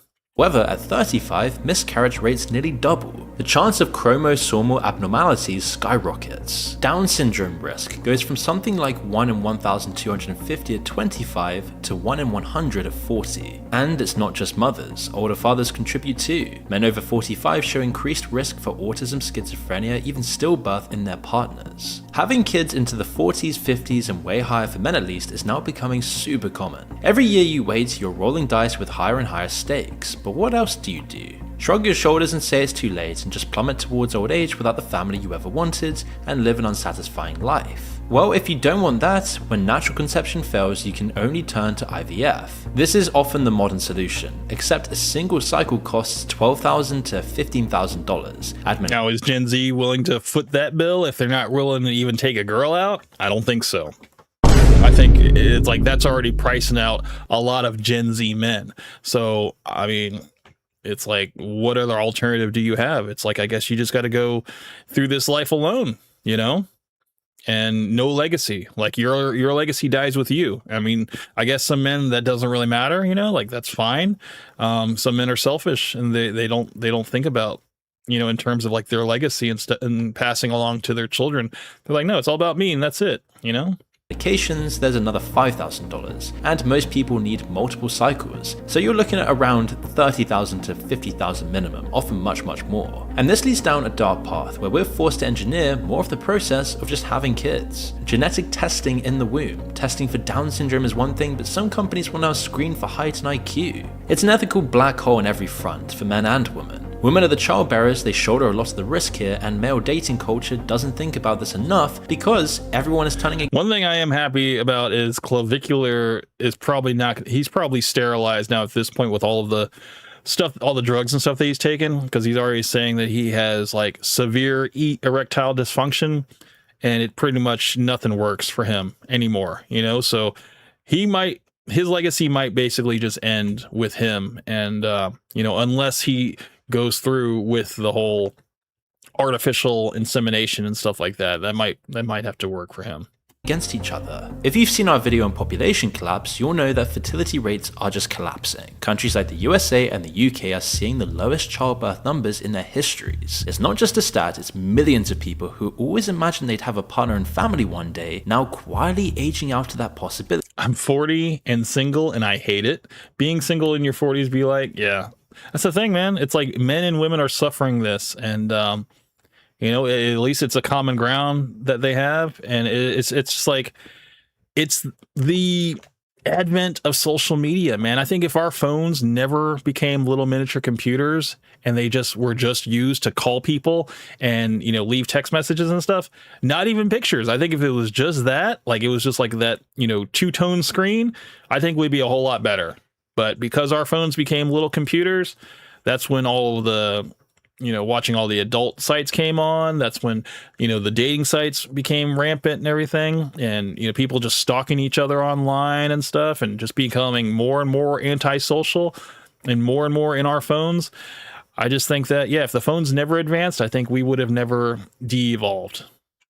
Family lines ending not because people don't want love, but because our environment makes acting on that desire impossible. Ask yourself, even if you did meet the right person, what would stop you from having children? Probably not enough money, no chance of being able to buy a house anytime soon. Cost of living is probably too high in your city with food, bills and transport. The cost of childcare is more than your current salary. There are just no good schools in your area, or no school places in areas with good schools. Or even just finding a wife that you can trust won't divorce you and take half of your money. That's another thing. All these public billionaires, whatever, getting cut in half by their wives and stuff, divorcing them. It's like, we have no heroes to look to that have made it out unscathed, you know? Everybody has been divorced at some point. And it's like, you're a very small statistic if you're still married, you know? But, you know, I see it every day. I see people that are together for 50 years, you know, and still completely happy.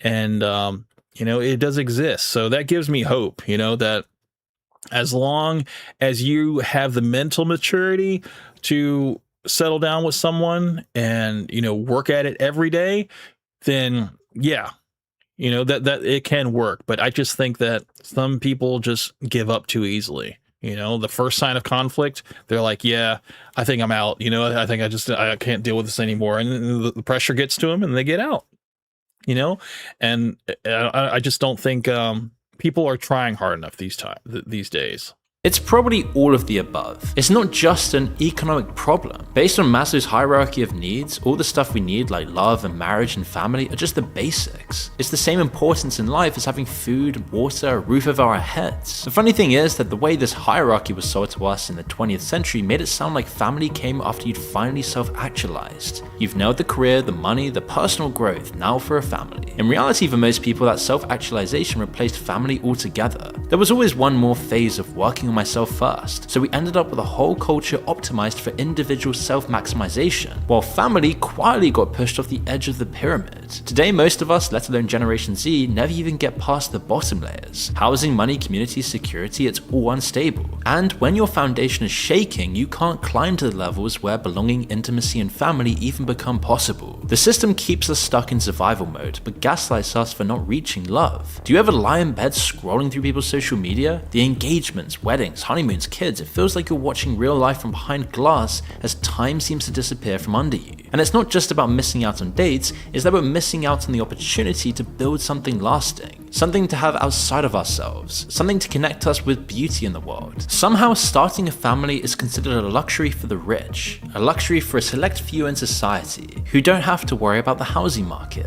They don't have to worry about the dating crisis, they own several homes. That money and security is attractive to other women. They don't need to worry about schools, they can send their kids to the best private schools anywhere in the world. And the thing is, this isn't an accident. Decades of decisions driven by corporate greed, short-term profits, and a culture that worships work over family has left us here. Those at the top are allowed to have family. They're able to have more kids. And even then, they're still not having that many. Like an idiocracy, where you'll get these upper-class people debating whether it's a good idea to even have one child. So how can you expect an undervalued, underpaid worker class? And that's, you know what? That's the thing too. You get people that are stuck in this like analysis paralysis. You know, they constantly worry that they don't make enough, you know, in their career to be able to support a family. So they just keep working at it. They're like, just give me like another year, another couple years and stuff till I get to that point where I, you know, have enough to comfortably take care of a family. When it's like, you're not even going to be mentally ready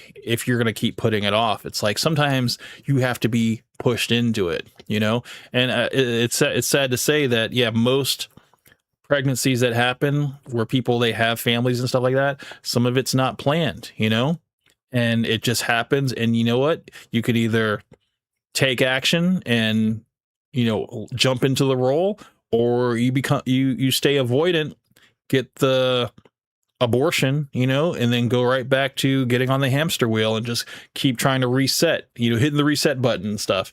Whereas, you know, you can just buckle down and just do what you have to do, because now it's not about you anymore. And I think that's kind of a hard concept to grasp for Gen Z, at least, is that to make things not about you is tough, because that's kind of all they know, is that we know like our whole social media and stuff, like everything is all about me and stuff. And, you know, there's plenty of people that follow, you know, what I say and stuff. And yeah, to look at that, you know, to basically take the light off of me and basically focus on somebody else and prioritize somebody else. Yeah, that seems like too much for some people. Us to ever be able to have the time, money, or even possibility of raising a family, especially as more and more governments cut childcare, youth services, community centers, third spaces, police numbers, the list just goes on. But the effect down the line is just a less safe, less connected society that is not replacing itself. Huge populations in the entire Anglosphere are just disappearing over time. And this is where it gets interesting, because if you think about the West 150 years ago, it wasn't like we were even that much richer. So many people struggled, poverty was rife, the poor worked insane hours, but they still had families, often large ones. So what actually changed? Well, religious communities and spaces, shared culture, social traditions and rituals, these safety nets that help people to share life's burdens, were just erased. Modernity has completely stripped away all the essentials that make replacing your population just a natural part of human evolution.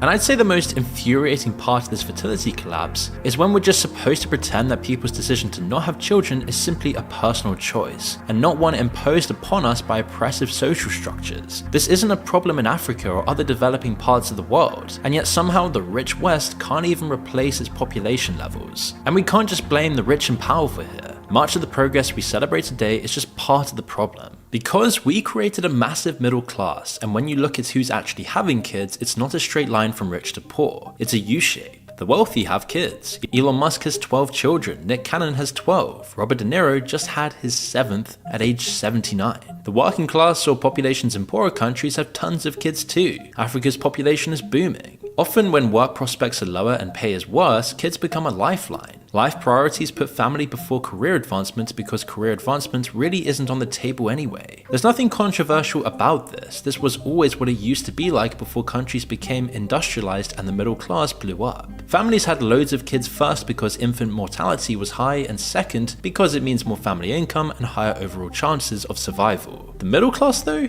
they're getting absolutely crushed. And they're dying quite literally because of that. Yeah, people are working more than 80 hours a week, you know, they have more than one job. They can't afford to, you know, the basics of a house and, you know, even a car, transportation, you know, they're having to just take public transportation everywhere to their 2 to 3 jobs, and they're just working their hands to the bone, you know, and they're all alone dealing with this, and they're basically stressing themselves out to the grave, you know, whereas if they were in a relationship with someone, they could actually like not unload all of it, but, you know, have at least a little bit of the weight lifted off their shoulder, you know, and they can work together. Because I mean, I'm not saying that you're going to have someone working 50-50 just as much as you, but I mean, it is the reality for a lot of people. You know, there are couples that are dual income that are, you know, making things work, you know, and you know, hopefully eventually you can get to that point where the person you're with doesn't have to work so much so they can actually stay home and take care of the children. I mean, that's the ultimate goal, you know, but for now, yeah, a dual income is a reality for a lot of people. And I've said this before, that the world is not set up for one person. It really isn't, you know, things just get more and more expensive, and yeah, you're going to have to find a way to keep yourself afloat when you got people out here that are having this whole family structure, and they're getting these tax breaks, and, you know, they're having to pay a lot less where, you know, for a place to stay where, you know, you're paying enough for the whole family, you know, even though it's just you know, a single room apartments are just as expensive as 2-bedroom apartments now, you know, and let alone trying to find a house as a single person. They're priced out.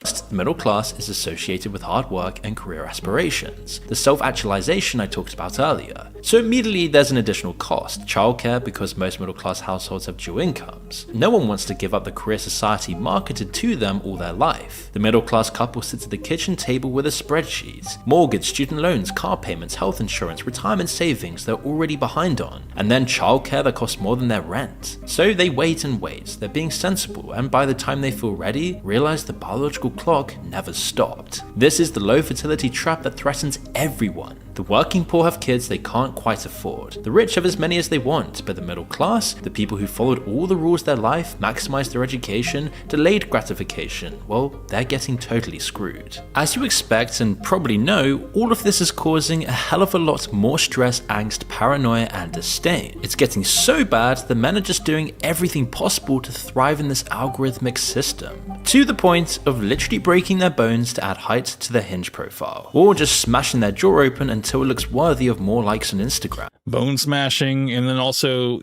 I think I want to say it's in Japan, they have the knee surgery where they can lengthen your legs, and it's really nothing substantial. It's not even like more than a couple inches that it gives you.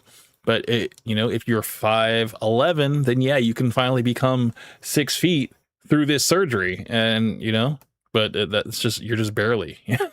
It's why looks maxing is now a thing. We're really seeing is that there is like this very, very like deep anger, entitlement. There's like this incel movement. There's this like alpha male, beta male kind of thing. And I don't know if you kind of get this, but there's like a deep sense of like anger. Men today are more overprotected than ever before, but at the same time less able to be themselves or show vulnerability than ever. With constant mixed messages about needing to be confident and assertive, but also to never make a woman uncomfortable. So when real intimacy feels impossible or dangerous, most people just end up with two obvious escape routes. Adult content, which has now become a type of synthetic intimacy, numbing your core drive in life to Bonnie Blue video. Bonnie Blue, look at those dead eyes, man. That is like, I was just talking about them earlier, and here we are. No soul behind these eyes. Like, this just completely empty.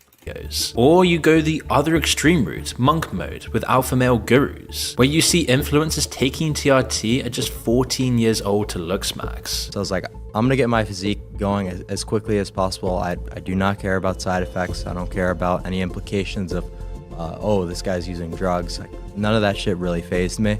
There's even an influencer influenced so much by his love of American Psycho, he offers expensive courses to help young vulnerable men ascend. Even the escape routes offered by these men are roads to nowhere with heavy price tags attached, but they all clearly indicate that there is a crisis happening. They're symptoms that dating is falling apart. And with more and more endless towns and cities designed around roads for vehicles and the loss of communal spaces that once enabled people to meet naturally, free time is just now dominated by screens. We need more exaggerated extreme content, whether it be some crazy look smack rant or watching 1,000 men line up outside. Yet whenever this issue is talked about publicly, it just sounds like a joke. No one ever takes it seriously, no one even thinks about it. In fact, society will just continue to tell us that biology doesn't matter. Sex, status, attachment, presence are all just irrelevant. We're now post-animal, caged in our rooms playing out life virtually, deprived of community, ritual, movement, and unnecessary bits of chaos and unpredictability, the conditions that our species evolved in. So next time you see falling birth rates across the Western world, when you see the population collapse in numbers, you have to realize that this is manifesting itself through these weird behaviors that we're seeing today. And as we continue to struggle to even replace our current populations, the burden will only get heavier for everyone. Yeah, it just seems like the younger generation is having to handle all of this stress, and they can't figure their way out of it because they don't know what they don't know. So, whereas, you do have this older generation that maybe had it easier than them, because yeah, we did have social circles, we did have places we could go to meet people, and we didn't have the distraction of our phone at that time. We could actually have conversations with new people and really build those bridges, and now that's kind of like not a thing anymore. It's like now younger people have to adapt. They have to figure out how can they get that same result without that, with these new tools that they have. And really, those tools are probably the biggest thing that's holding them back. So that was a good video. Shout out to Moon.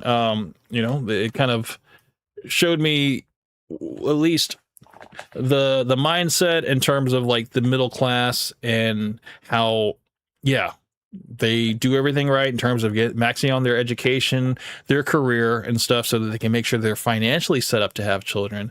But then they're in this like online dating market that is only there to sustain them as customers and not as, potential success stories, And now you got men that are now, turning towards these internet gurus, trying to find any type of guidance, or a light at the end of the tunnel, if you will. And if it's focusing on your confidence, focusing on your body, looks maxing and stuff like that, people are just grasping at straws to try to figure out what's going on. And it sucks. It's like the blind lead the blind. So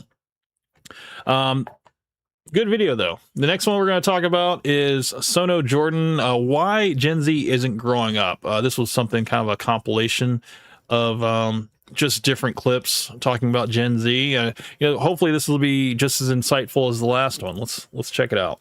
The reason why Gen Z has such a hard time with growing up is because Gen Z does not have any of the milestones past generations have. What happens when an entire generation of people cannot enter a job market because entry-level jobs have collapsed? Nearly everyone I've talked to recently. That's true. You got automation. A lot of these jobs that were, simple jobs that you could possibly support a family on are now completely automated, and they're not available now. So now you have to have more skills in other niche markets and stuff in order to make that type of salary that could, generate a type of life that you're looking for.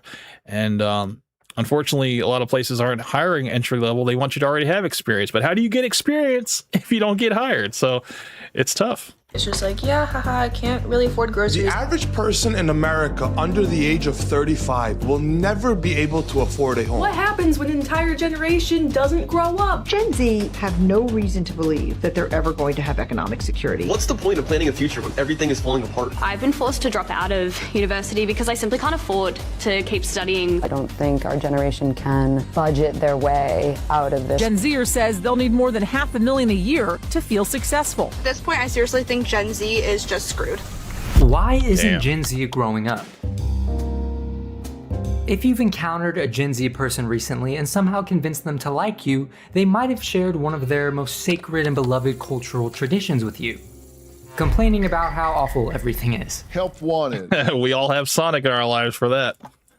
But only for boomers and not Gen Z. My 2 new cashiers quit because I said their boyfriends couldn't stand here for their entire shift. And I, being a short-form brain rot-loving Zoomer who has also spoken to other Zoomers, at least the ones who have developed language, am seeing a huge increase in this lingering sense of hopelessness that's been permeating in the air.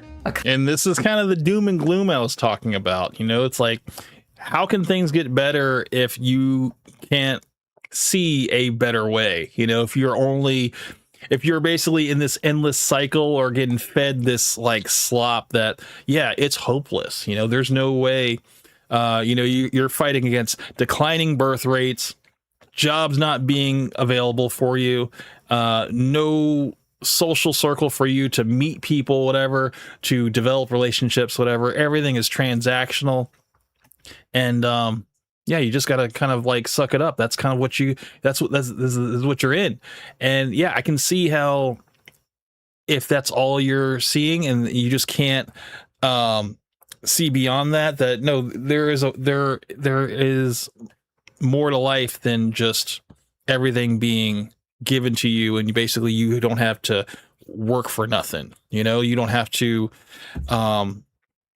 stress about anything because everything's convenient now. It's like, no, I mean, I think it's good to still have that fight and that drive to be able to produce and contribute and give to the world and stuff, and also take a little something out of it too. Kind of apathy, a kind of general disconnect from societal expectations. And while it's easy to just call Gen Z something like lazy, and I'll be the first to admit, it's pretty fun to do that too. If you take a moment to dig deeper into what's going on, you'll see that there are some pretty serious issues. They don't own houses, they're not married, they don't have kids. Many aren't even sure what they want to do with their lives. It kind of seems like Gen Z's life is just a sad TikTok edit that's on an endless looping cycle.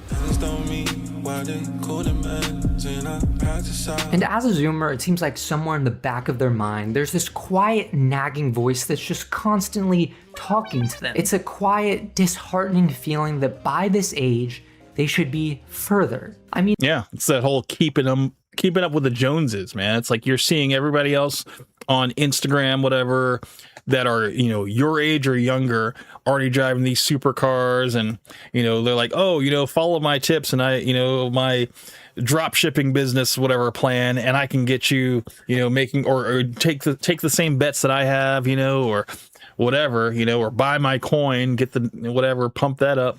And yeah, they're seeing all these people that are like faking it online, and they're just comparing their lives to that false reality.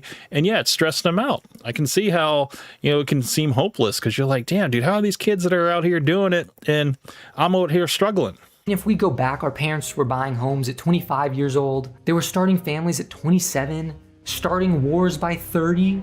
I mean, for example, recently I've been watching a show called Cheers, which, for those of you who don't know what that is, it's a show that takes where everybody knows your name. I'm familiar with Cheers. Place in the 80s and 90s in a bar that's in Boston. In this show, there's a waitress at the bar, Carla Tortelli, and one of her gags is pretty much how many children she has. She starts the show with 4 children, and then she ends it with 8. The wild part, though, is that she's able to support all of these children just with the money she makes as a waitress. And compared to today, that's absolutely insane. I mean, you could probably barely keep a pet rock alive if you got paid what she did today. And when my 2 neurons started to fire and connected these ideas, I began to wonder, if the generations before us were able to reach all of these milestones, why does it feel like Gen Z is stuck?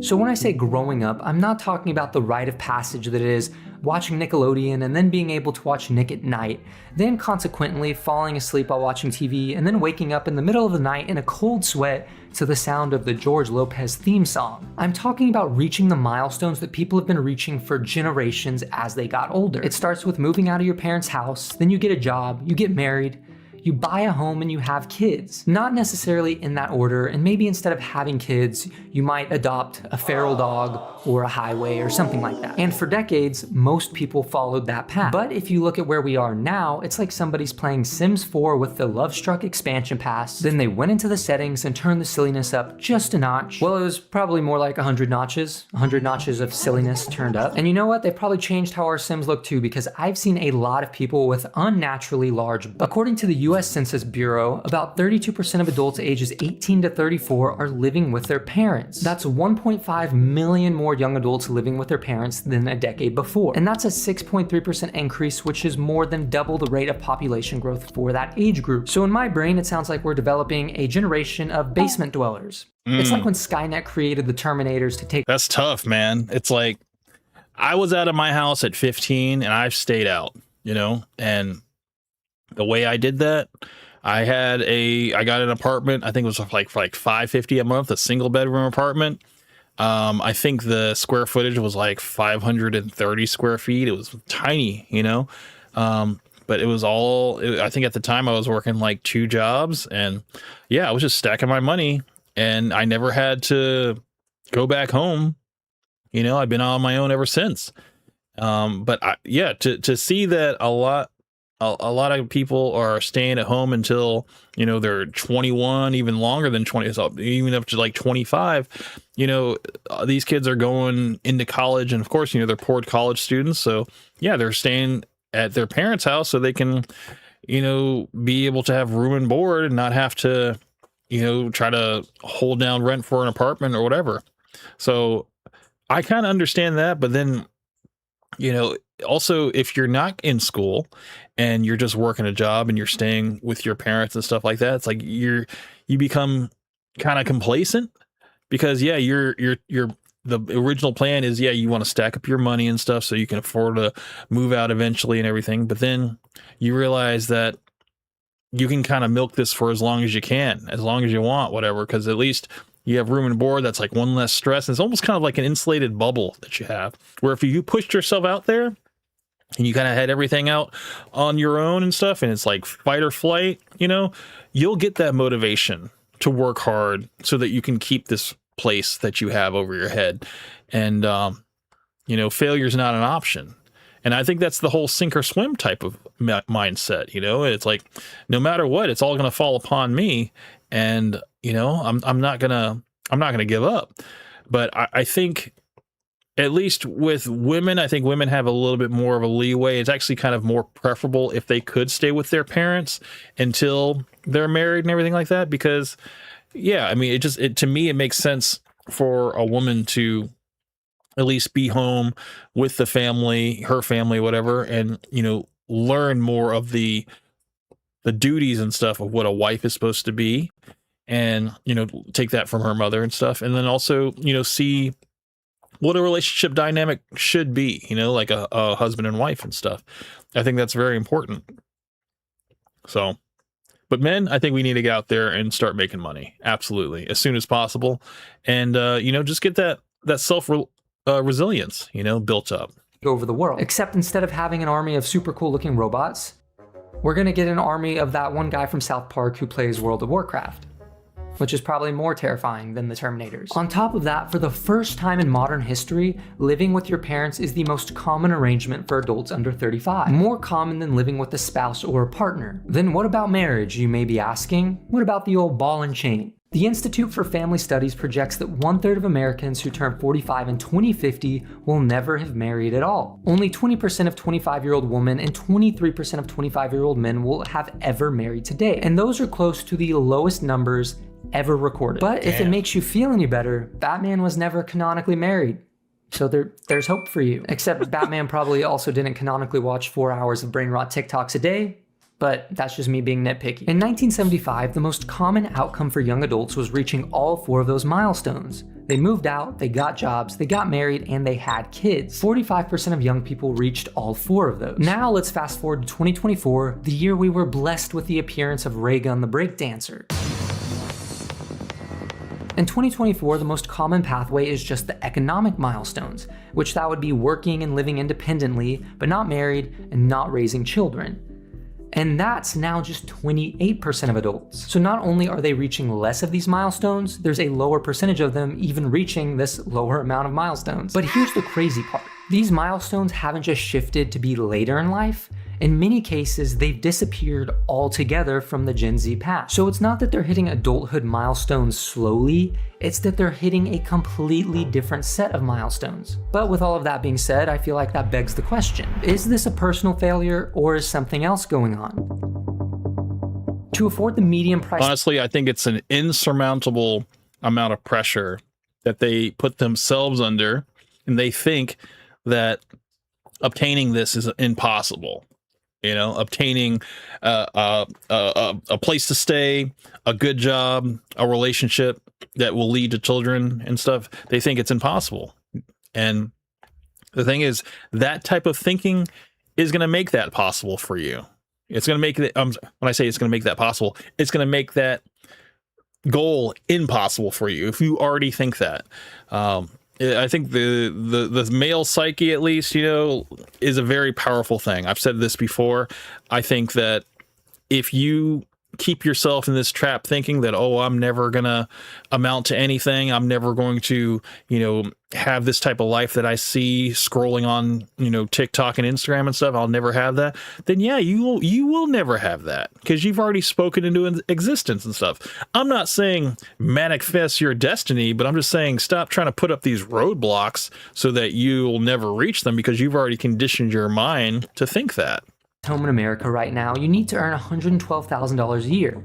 The median US income is about $87,000 a year. If you go into your closet and grab your thinking cap, which I know you may have some trouble finding it because you probably haven't used it in a while, you will find that there is a bit of a discrepancy between the two numbers that are $112,000 and $87,000. And the difference between those two numbers is a lot of Robux. Only 27% of Gen Z owns a home, and when baby boomers were the same age, it was over 40%. Monthly housing payments hit $2,800 at their 2024 peak, which was an all-time high. It was a record. It was in the record books. Mortgage rates more than doubled from their pandemic lows, and if we look at rents in high-cost states like New Jersey and California, 40% or more of young adults are still living with their parents, specifically because they can't afford to leave. For all the idiots that keep commenting, just leave, bro, just move out. You thought I haven't tried, bro? You thought I haven't never thought about that? You don't just leave or just move out. There's so many variables you gotta be in control of first. First off, in this economy, there's already the rent that you gotta worry about. Everything's hella expensive for no reason. So if you're going for somewhere cheaper, you gotta make sure that's still a safe neighborhood. So I'm trying to find a delicate balance between a good price and somewhat of a safe neighborhood. And that's just specifically the housing side of it. That's a reality out here in Georgia too. I mean, you can find affordable rent, but it's going to be riddled with crime. You know, you can't have anything expensive in terms of like a nice car or any type of devices and stuff like a computer or like a big screen TV, because that's going to get robbed. You know, the only reason I know this is because I've seen it. You know, when I was apartment hunting back before me and my wife got married, you know, I was looking everywhere, all over. And some areas I went to were pretty shady. You know, and a lot of places were south of the airport in Georgia. I got to tell you, for anybody that doesn't know, anywhere south of the airport is a no-go. Okay, you will find just crazy potholes and, you know, people with what was it? I saw a leasing office that was so run down. Like there were holes inside the ceilings and the floors and stuff. And, you know, typically the leasing office of an apartment is supposed to be like the nicest presentable spot. This place looked just as run down as the actual apartments. And this was the place. I can't remember the name of the place, but this was the place that had a 2-bedroom for $550 a month and then a 1-bedroom for $550 a month. It was like the same price. I was like, well, why wouldn't you just take a 2-bedroom for the same price? And I was like, well, because it doesn't matter. Your stuff's going to get robbed anyway. So I was just like, damn, dude, like you can't win for losing in this place. So yeah, that is a real thing to think about, to consider, you know, when you're looking for a place, is safety, you know, especially if you have like a wife and kids and stuff. Yeah, that is definitely something you take into consideration. Things. What about the debt side? Student loan debt exceeds $1.7 trillion. It's tripled since 2007.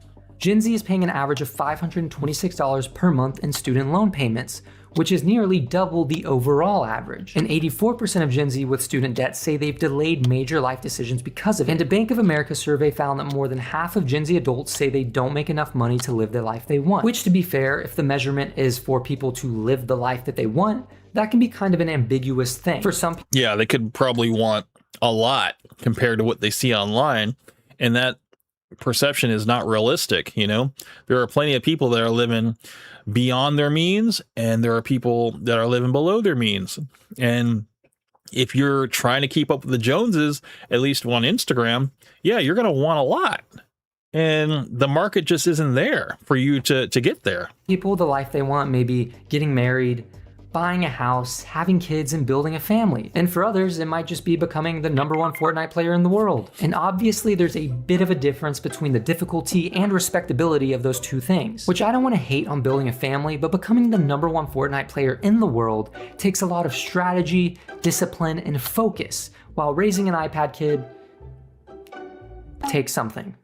For the longest time though, adulthood felt like a step forward. It felt like a kind of promotion. Moving out meant gaining independence, gaining stability, and gaining a sense of responsibility and freedom. Now, moving out means you're pretty much losing any sense of stability that you had. You're taking on more risk than the Leaning Tower of Pisa.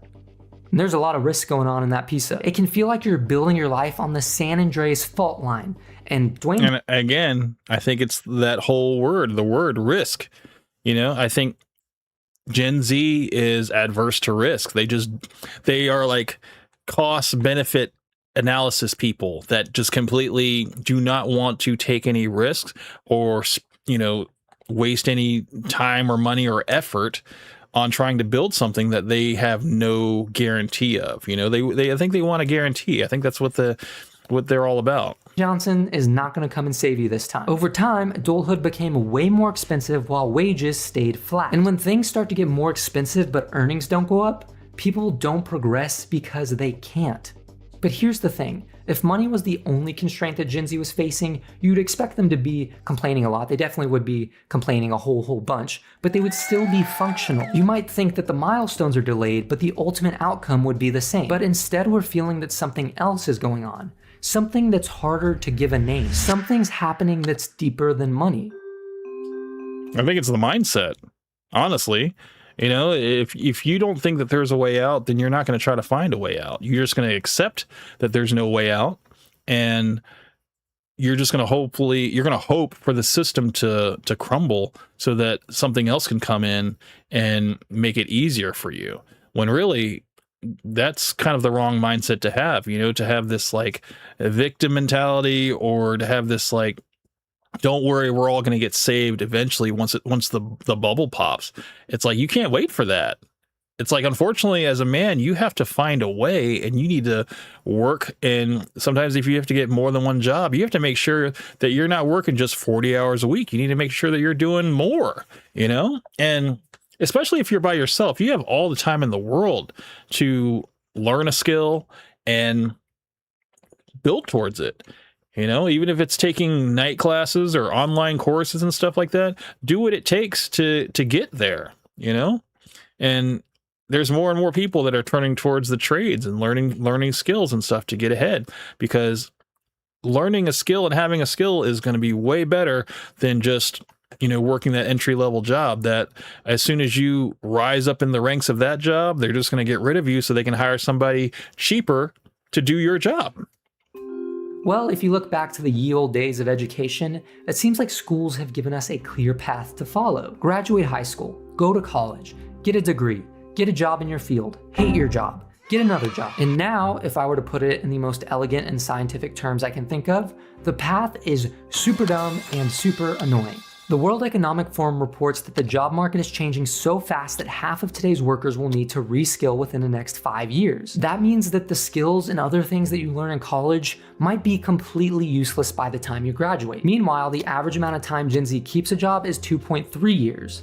Which is the shortest of any generation. And it's not because they're lazy, good-for-nothing swamp rats, even though there may be a level of truth to that, but it's because the jobs themselves are unstable. Because companies lay people off and then post the same position 6 months later. It seems like the old way jobs work is no longer the way current jobs work. It's like we laid off the good job market. I tried to make a joke there.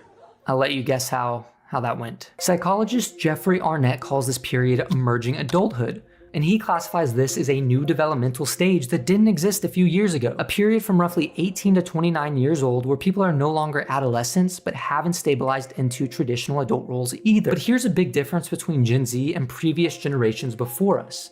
Previous generations had constraints that forced them into decisions. Economic necessity pushed people into jobs, social pressure pushed them into marriage, limited options made choices more clear. And now Gen Z has more options than any generation in history. That's what it is. It's the whole Ben and Jerry's model, okay? With 31 flavors of you to choose from. And I think that study was shown that when you give a human being so many choices, it's hard for them to decide. Whereas if you were to niche down, like, I don't know, I guess the best example would be like Five Guys, Five Guys burgers. If you were able to go there, you see that, the menu has like 4 or 5 things on the menu, then yeah, it's a lot easier for you to decide. But the same thing with here, you have so many different avenues and distractions and just things that are bombarded with you every day to basically raise your serotonin levels and stuff, and you're getting education, you're getting entertainment out of it, and most likely you're just getting distracted for the most part. Your focus, you're losing focus on what your goals are, unless you write down what your goals are and stick to it. Yeah, your mind is gonna wander, and you're gonna realize that, wow, I've been spinning my wheels for like 10 years and I haven't been able to get any ground, because every time I try to focus on something, I get focused on something else, or maybe the job that I was working towards fell through, or I got furloughed or something like that, or maybe I just didn't like the boss, so I had to restart. I do know that a lot of Gen Z people that start jobs, they quit after the first conflict. Like, the boss can't tell me nothing, I don't like the way the boss talked to me today, so I just up and quit. It's like, yeah, it's like there's no stability there.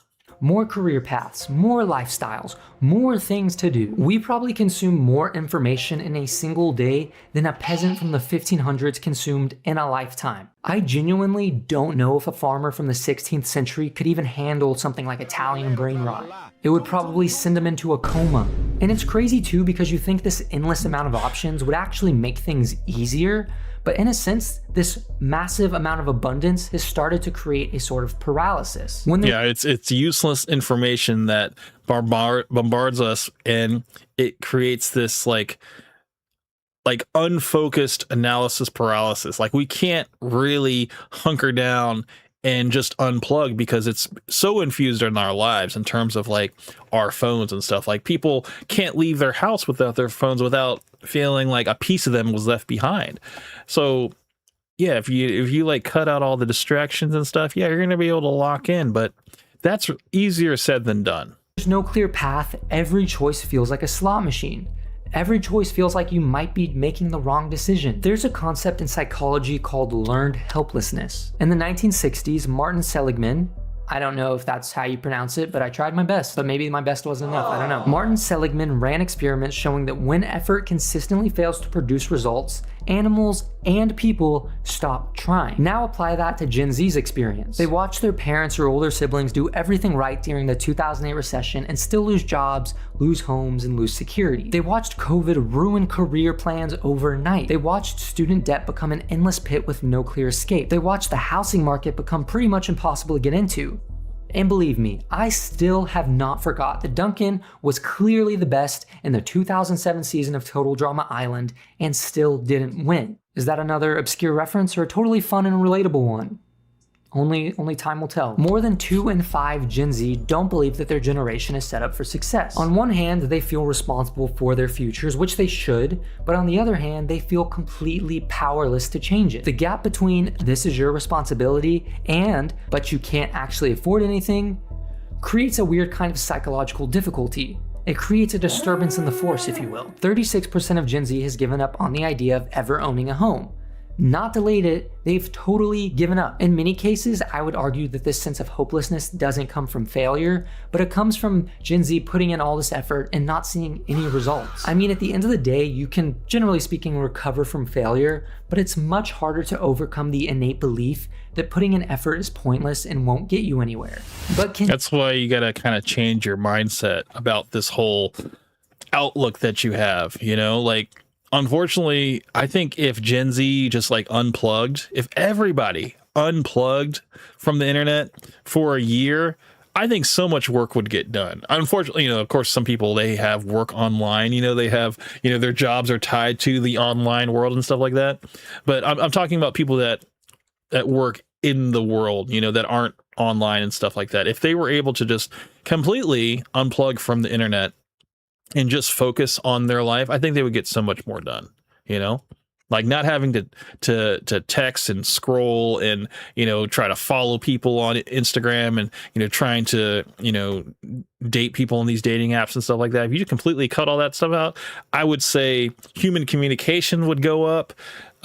People that have all this self-doubt and everything would decrease, and people would take more chances, take more risks, you know, because they're not like in this insulated bubble of like protection and just, you know, I just need to constantly research this topic, whatever, so that I know that I'm fully ready to know about it. It's like, no, how about you just throw yourself into it, you know? And maybe you might pick something up along the way through experience rather than just research. Gen Z adapt to this new world.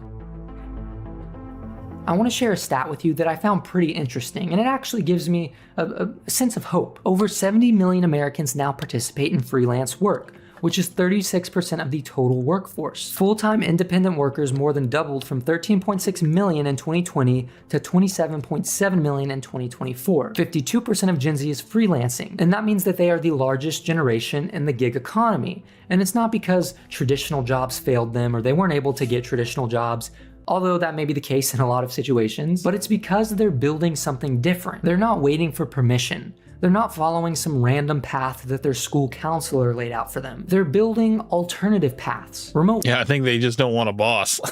I know that sounds bad, but I think they would rather be their own boss. And live life on their own terms and have to follow the structure of a corporate business or just be under the rule of someone else. You know, they like to make their own schedule. They like to be in control of their hours and stuff.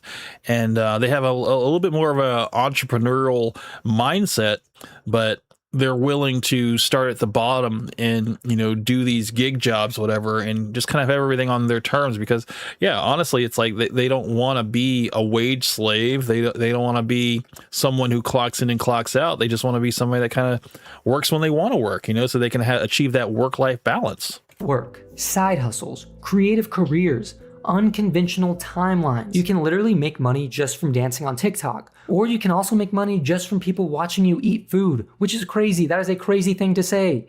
People are paying you to watch you eat food. You can practically start a successful business with nothing but a phone. So I don't think our current world is awful, but it is different. So what does this mean for Gen Z? I already know there's going to be people who saw the title of this video, only watched 2 seconds of it, and then try to argue against everything I said in this video just by repeating the things that I said. Because they didn't watch the video. Click on my videos just to comment how much they disagree when they didn't even watch the video. Yeah, see, we're a little bit better about that. We still have our attention span, so we will hear somebody out and still offer our, you know, commentary about it. So at least that's one thing that you can count on millennials for, at least, that we do possess the patience to hear somebody out, at least. It's my favorite thing ever.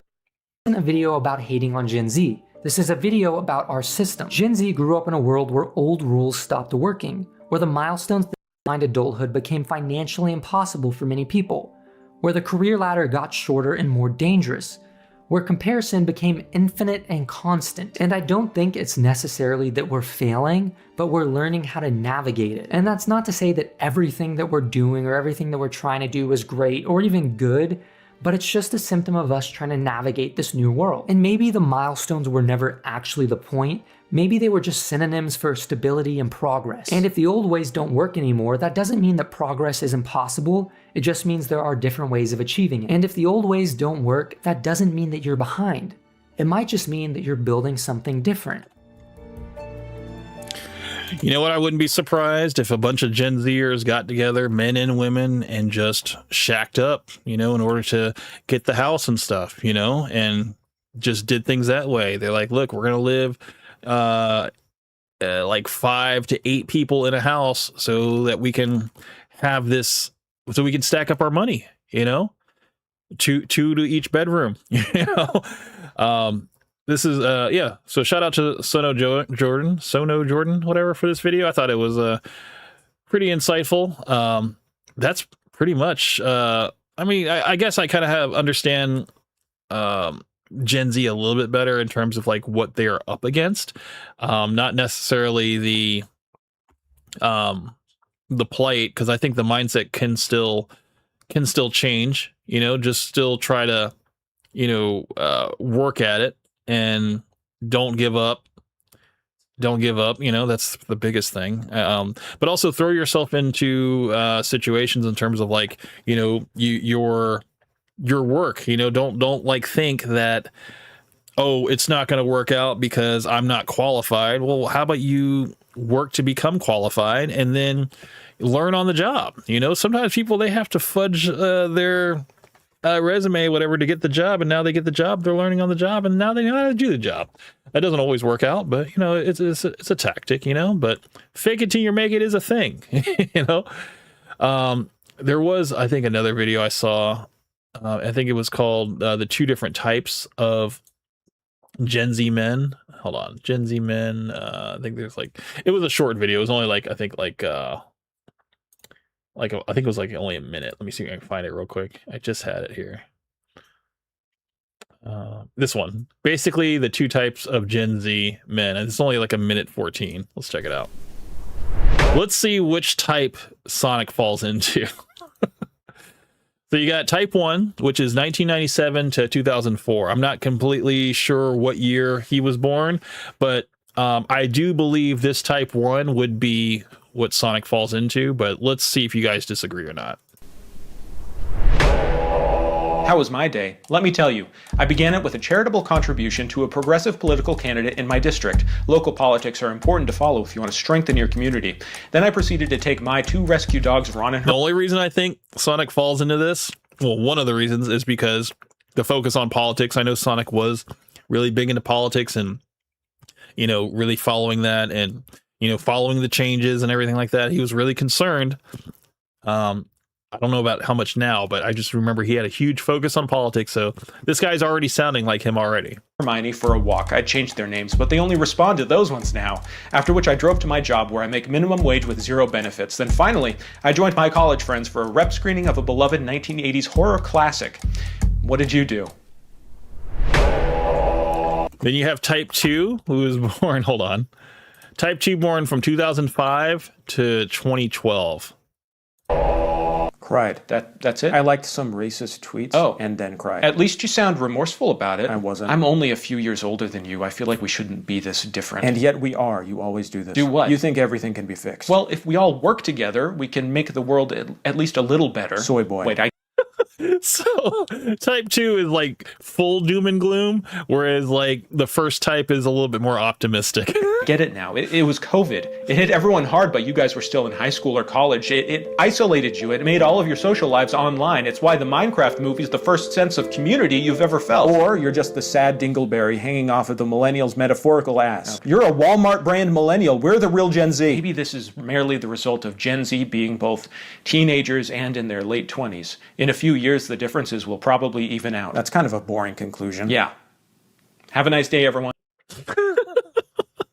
So that was definitely played for comedy, but at least if you were to split Gen Z into 2 different parts, you know, you got the ones that are a little bit more optimistic, a little bit more like, you know, I guess in tune with what's going on in terms of like politics and stuff, and then, you know, still working the minimum wage job, still, you know, still struggling, you know, and then you got the Type 2 who is just complete doom and gloom, like there's nothing I can do to change my situation. It's all over. Like I'm just ready to give up right now. Like that's just like 2 bad sides of the same coin, basically. But I would probably say Sonic probably falls into the first category, Type 1.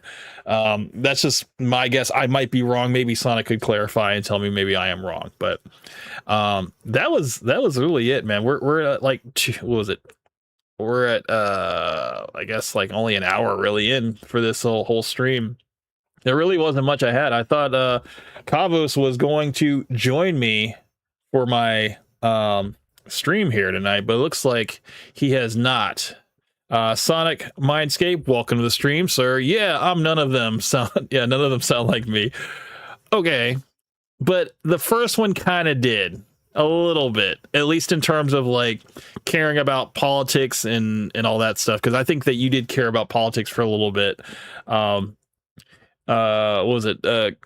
Kavos or Dakota, or he did say that he had spoken to you, and he said that you wanted to take a whole nother week to continue the conversation that we had.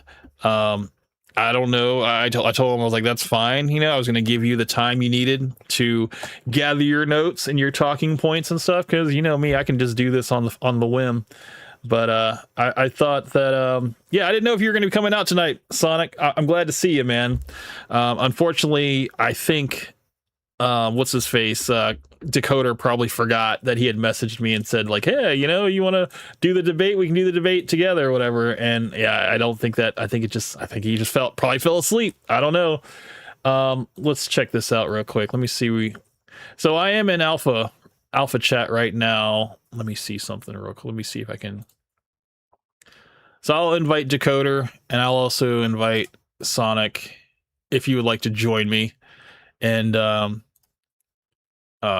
what's his face as well? Where are we at? Oh, wait. Oh, okay. I thought T and Tosagos was on. Looks like he's not. But yeah, that was basically what I have in terms of like the stream today, because I was just trying to really fill time until we had an actual conversation. Sonic says, I am slowly losing my care for social issues. Okay. Yeah. I mean, is it that it's just too hard, or not too hard, but like I guess too much to really to cover, you know? Or is it just like it's so much that it is mentally draining? That I can understand, you know? Like is being into politics and stuff, yeah, that is pretty exhausting, and that's kind of why I try not to ever to like delve into it, because yeah, it is a lot to deal with. Hello?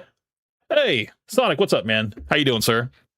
I'm doing pretty well, man. How about you? I'm good. Hold on, let me fix my screen real quick. 1 second here. Let me put this on old Discordium here. 1 second. There, and then that. Move this over here. Oh, hold on a second. This over here. Boom, boom, and then close that out. There we go. Oops. There we go. Okay, so hold on. I'm going to read what you said. You said, regarding Kavos, I had a friend's birthday I had to attend. Oh, well, that's cool, man. That's cool. No, I mean, I didn't. I figured we were just going to be talking next week. You know, it wasn't. I was like, okay, you know, typically whenever we set up these talks and stuff, you know, you're like, I'm going to need some time, you know. So I was like, I was going to give that to you. But oh no, it's not that. It's just that I needed to attend a friend's birthday. But yeah, okay. I mean, but even still, like I can't even. I'm not like mentally in shape for that. You know what I mean? Mentally in shape? Like, what do you mean? Yeah, meaning that I mean, we could. I mean, I guess we could talk. Yeah, let's just talk. It's fine. Yeah, I mean, I think, you know, the thing about talking and having conversations and stuff, it's like you know, working out, man. The more you do it, the easier it gets, right? And effortless. You know, and it doesn't have to be a battle. It doesn't have to be a debate either, man. It's like I've had you know that you and we're not gonna have a discussion. This is more like a battle.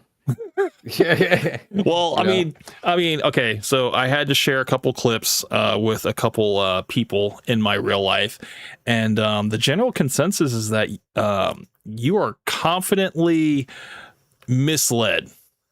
That's crazy. You know, that's at least what I'm getting from men and women, you know, of all ages, is that you know, when I said to you that, you know, this feels like we're talking like a lot of theory, at least when it talks to like the interactions between men and women and stuff, I think that it might just be the bubble of friends that you have in terms of like, you know, your situation, that you're you have this perception that this is the only way of doing things. You know, in every other way, like my way of doing things is like completely off or outdated and stuff, and wrong. You know, because it's not, I guess, attuned to today's time or something.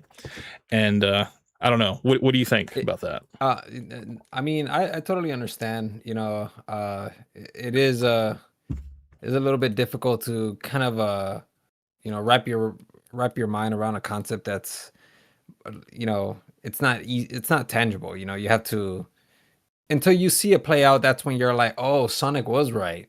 But because we're not living in that timeline, you know, obviously the people you're showing the clips to, they're just sitting there scratching their heads thinking like, yeah, this guy definitely has an inverted fraction for an IQ, you know? Well, it's not even like an out of context kind of thing either. Like, I'm showing people the full context in terms of our conversation. Like, yes, I do draw them in with like the 1 minute clip and stuff. They see that and they're like, hold on. I got to see like what was said before and what was said after and stuff.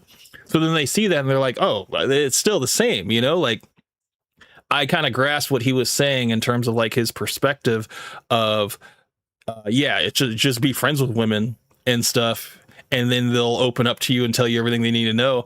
And then, you know, the what I'm hearing from a lot of guys is like, yeah, but how are you supposed to progress out of that? Because it just seems like you are just settling for a friendship rather than a possible relationship, you know, if that's something that you want. But if it's not something you want, then yeah, it makes sense. But if that's kind of what, I don't know, it just seems like to me, like if you don't want a relationship with a girl, then you probably shouldn't even have a friendship with them. You know? Yeah, I mean, like, if you want, you can go ahead and bring those people to me. I'll be more than happy to debate them. And here's the thing, I am not, this is one thing about me. Mm-hmm. I'm not about to take it easy on these folks. I'm not gonna be like, oh yeah, I'm not gonna walk them through these ideas. Like I'm literally gonna challenge them. Perhaps you know, because if they're really that confident in saying that I'm wrong or whatever, unless they're asking questions, like the person that is, I don't know, the one that you're describing sounds like he's like curious about it. I don't mind, you know, walking them through the ideas and how I arrived to that conclusion. But if there's anybody in your friends, because you said that there's people that say I'm just wrong. I mean, they're more Not than just happy to come wrong, and debate me. confidently wrong. Oh, confidently wrong. Like you've been in this, you've been in this mindset for a long time, in order to where like it's completely led you down this like path of like this insurmountable pressure that like, yeah, you're probably just gonna end up alone. And I was like, look, I mean, I'm hoping that doesn't happen, because like, even though like me and you, we disagree on certain things, I think it would still be good for you to get to that end goal, whatever your end goal is. I still haven't even asked you what your end goal is, you know, because I know that you don't agree with the whole institution of marriage. So what is your end goal? Just be alone. I'm being serious too. I don't want a girlfriend. I just, it's not something I'm interested in. So you do want to just kind of go through this life alone. Yeah.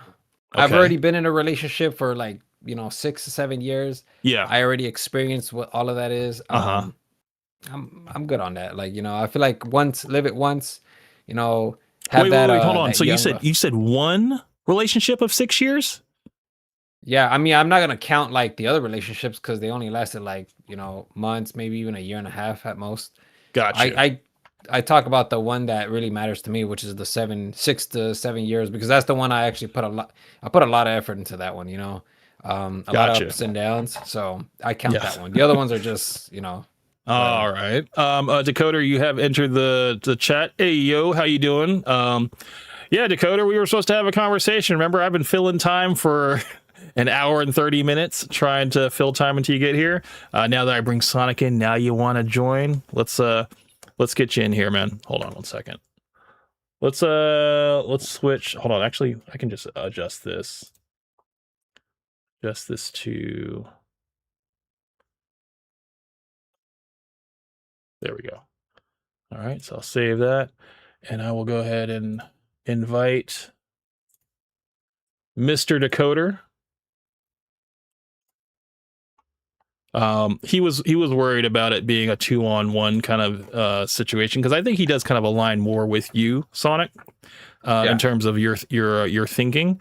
And I told him, I was like, look, I don't mind a 2-on-1 type situation, man. Like, I do like to hear you guys out, because I think you guys are dealing with real life, you know, and at the same time, I'm kind of dealing with real life as well, just a different level of life, you know. And but I do want to, I don't want you guys to not have hope, you know, that I don't know. I don't know, Sonic. I think you might come across somebody, maybe just randomly, whatever, that that maybe takes an interest in you and probably wants to change your perspective a little bit. And I think that I think, you know, the thinking that you have now will be kind of a thing of the past, you know. I like to at least keep that optimism for you, but if you are actively working to be alone, then yeah, I mean, you are going to achieve that 100%. First off, how's it going, Kavos? I hope you're doing well, man. Yo, what's up? What's up, Kavos? Good to see you, man. Hey, can you guys hear me? I can hear you. Yeah, I got you. Okay, just let me know if I start to cut off or something, because my internet might be like not that great. So yeah, you cut out a little bit, but you're good so far. The only thing I would say, Sonic, is that if you think that, I mean, you know, if you already have this stance that you're just gonna close yourself off and that there's nothing that can change that, and you've already decided this, then yeah, man, it's gonna be a long road, man. It is. I mean, the thing is that, like, you know, it's just like I'm not. And here's the thing: it's not that like women annoy me or anything like that. Like, I love being around women, right? It's just I know. You got tons of women friends, man. I know that. Yeah. I feel. Why do I feel like sarcasm's coming out from you? I'm just stating what's true, man. Is that not true? I'm always speaking facts, man. That's what I do. I speak facts. Okay, I'll trust you on this one then. Yeah. Well, the thing is that, like, for me, it's just like I just like being alone, man. Like, it's not even something that I'm trying to like. When women come into my life, I allow them to come in, and they want to be a part of it. They can. As of now, I'm kind of closed off. Not because I don't want a relationship. I just period don't want a relationship like at all. So right now, I'm just not. I'm easing up a little more on this idea, because before I was just completely cutting off anybody. It wasn't just women, anybody, because so many people were bringing so much drama into the group that we had. But I'm starting to ease up on it, and I'm allowing women to come back slowly for sure. But that's the thing. Like, I mostly just want women as friends. I'm not trying to like do all of this relationship stuff. It's just not my thing. If a woman really makes the effort, and she really wants something special with me, then I'll put in the effort as well. It's just not something that I'm willing to do, because you're in a relationship, Camp. You know how hard it is to like maintain that relationship. It's not something that I want to do. It's a lot of commitment, and I have to think about the other person as well. It's not something I could just throw myself into without consideration. So no, it absolutely is a lot of work. It's work that you got to work at every day, and but you take it one day at a time. I think people that think 5 to 10 years out in terms of like goals and stuff like that's putting a lot of pressure on the relationship. And sometimes extenuating circumstances happen that kind of delay whatever type of milestones you're trying to reach together, if it's like getting a house or having children and stuff like that. People try for years and they can't have kids, and you got people out here that are out here cheating on their wives and getting all these other women pregnant and stuff like that. It's just like life isn't fair like that. But like I said, I just think that people that are in relationships, we have this mindset that it is work, but it's also something that if you value it enough, you're gonna want to. It's like taking care of a plant, man. It's like you're gonna want to take care of it. You're gonna water it every day and stuff. And yeah, it's like I guess, what is it? The end result is hopefully you'll get to that point where the children that you've bear will have children of their own, and then you finally get to be grandparents. I think that's kind of like the end goal for everybody that has children and stuff like that. You want to see your children grow up, develop relationships, and get children too. Yeah, that sounds like a lot of work, man. That sounds like something I just don't want to do. I have nephews. I'd rather just keep it at nephews, to be honest. Okay. I guess so, man. But, how do you, I guess, I don't know. I'm trying to understand so your last, because I was going to ask you this, and I'm glad you kind of like told me already, what was your longest relationship, because I think that kind of is a key factor. At least in terms of like the 7-year relationship and stuff, did it fall apart on mutual terms, or was it like one person wanted it and the other person just had to accept it? I'm not sure, man. You don't have to tell me who it was on either side, if it was you or the other person, but like, was it mutual, or was it one person and the other person just had to accept it? For the first relationship, which was the 7-year one or the 6-year one, that one was, I would probably say, potentially mutual. Perhaps she wanted to continue the relationship, but I kind of just wanted to pull out already, because I was kind of like, I don't know, like I was starting to feel differently about like relationships and how I started viewing them. Okay. Yeah. And then the other two, they were completely my fault. Like the woman left me both times. Okay. Have you ever had like any type of like self-help, like have you ever read like a self-help book and stuff, like trying to figure out like the type of person that you are in terms of like your personality type? Have you ever like looked up at any of those books? I've read some self-help books for sure. I have some of my favorite here, like the 7 Habits of Highly Effective People, or The One Thing, Why, Range, Yeah, that's those are some of the ones that I've read. Start with Why, that's another one. Mhm. Yeah. Okay, because I mean, I was gonna say, you know, the I guess the ability to understand yourself in terms of like, you know, your personality type, and I guess what helped, I guess the type of person that you would be compatible with. You know, someone that maybe say like, you know, you're a giver, and you know, you need to be somebody who is, you know, loves to receive whatever, or is also a giver too, because that could also be like a beneficial type situation, whatever. I don't know, whatever your mindset is. But finding like compatibility within a personality type, I think that is that it would be a good way to start. You know, at least I don't know, when you were in your relationship, did you understand the, I guess the good parts about that person, like why you were with them for so long? Oh yeah, I did. And so slowly over time, did your feelings change because they changed into a different person, or was it both of you changing into different people? It was mostly just like how I started viewing relationships. You know, I started thinking like I noticed that my views on relationship was changing when I stopped imagining her in my future, you know, or not even future, but like in like scenarios. Because here's the thing, Camp. One of the things that I like to do is I like to go walk a lot, right? Mhm. And I'm constantly thinking about like these fictional stories. It's always like, you know, a story where I'm the protagonist and I'm always just like doing these stories about how like either I'm like saving the day, saving some people, or becoming a villain, all of this shit. Mhm. I knew that I was starting to become like detached from relationships when she stopped showing up in my stories, and I just want to be the hero of my own story, you know. Okay. All right. So I guess she wasn't playing that big of a role later in the relationship, whereas before it was more of in the beginning it was more like equal, you know, like you guys were always around each other, and then it just became less and less over time. Do you guys never live together, right?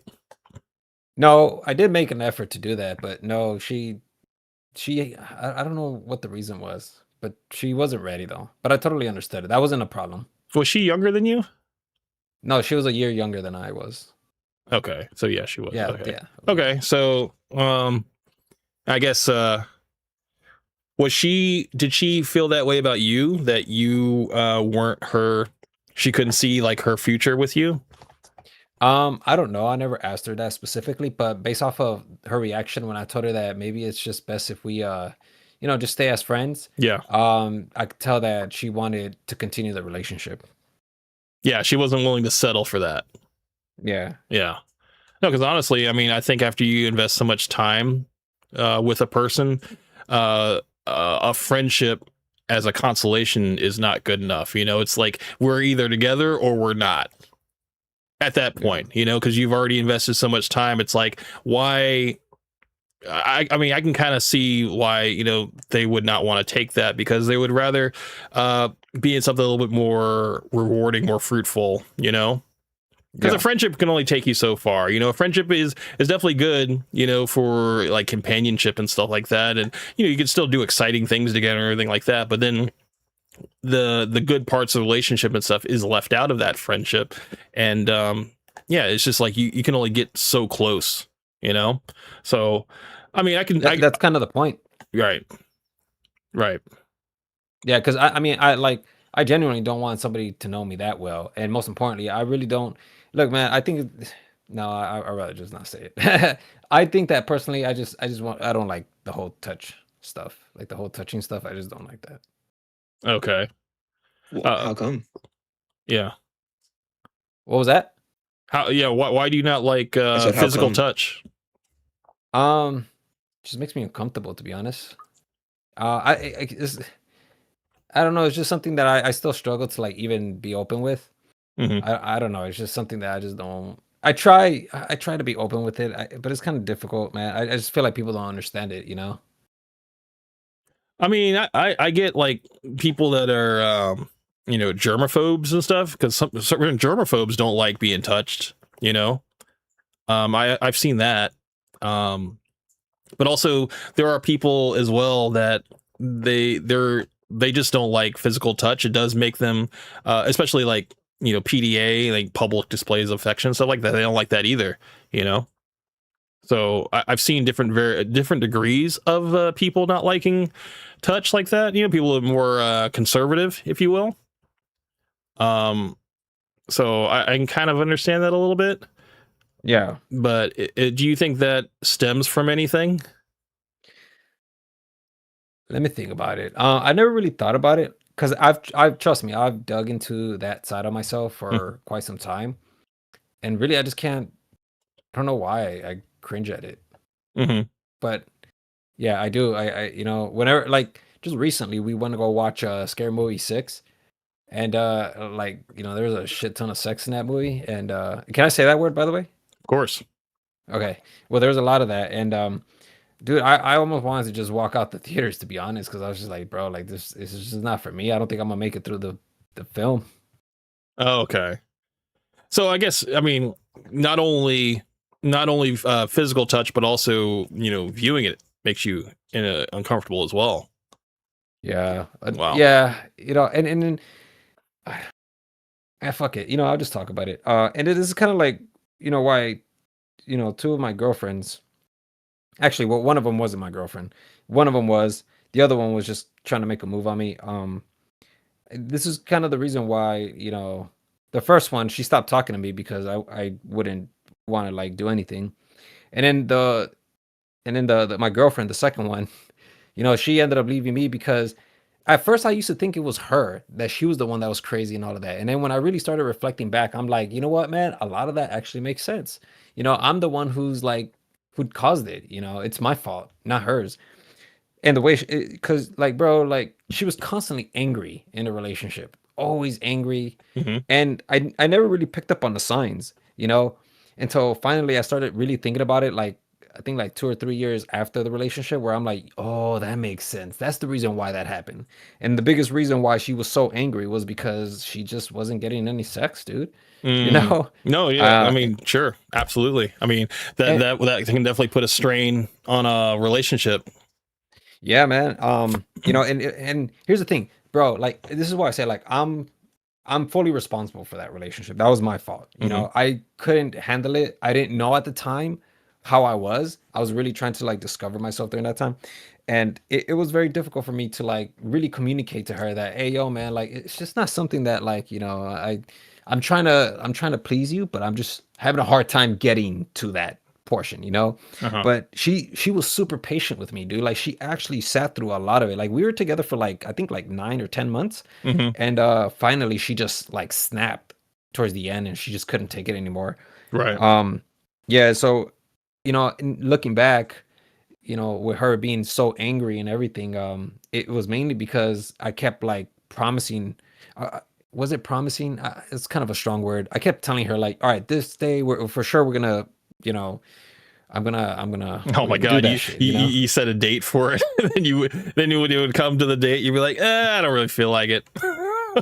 No, it's not even that. It's like. I wish it was that simple because man, I was just I will take a rain check. You were hitting her with like, oh, I got a headache. Yeah, exactly, right. Like, but it wasn't like that though. Like, if anything, like oftentimes, I had to tell her like, oh, like it, because again, I didn't understand these feelings, so I had to like, I had to kind of like make excuses. It even got to the point where, like, I had to like ask her like something like to her. She took total offense to it, but I was like, hey, because I was really trying. A woman's always going to think that it's her, that she's not enough.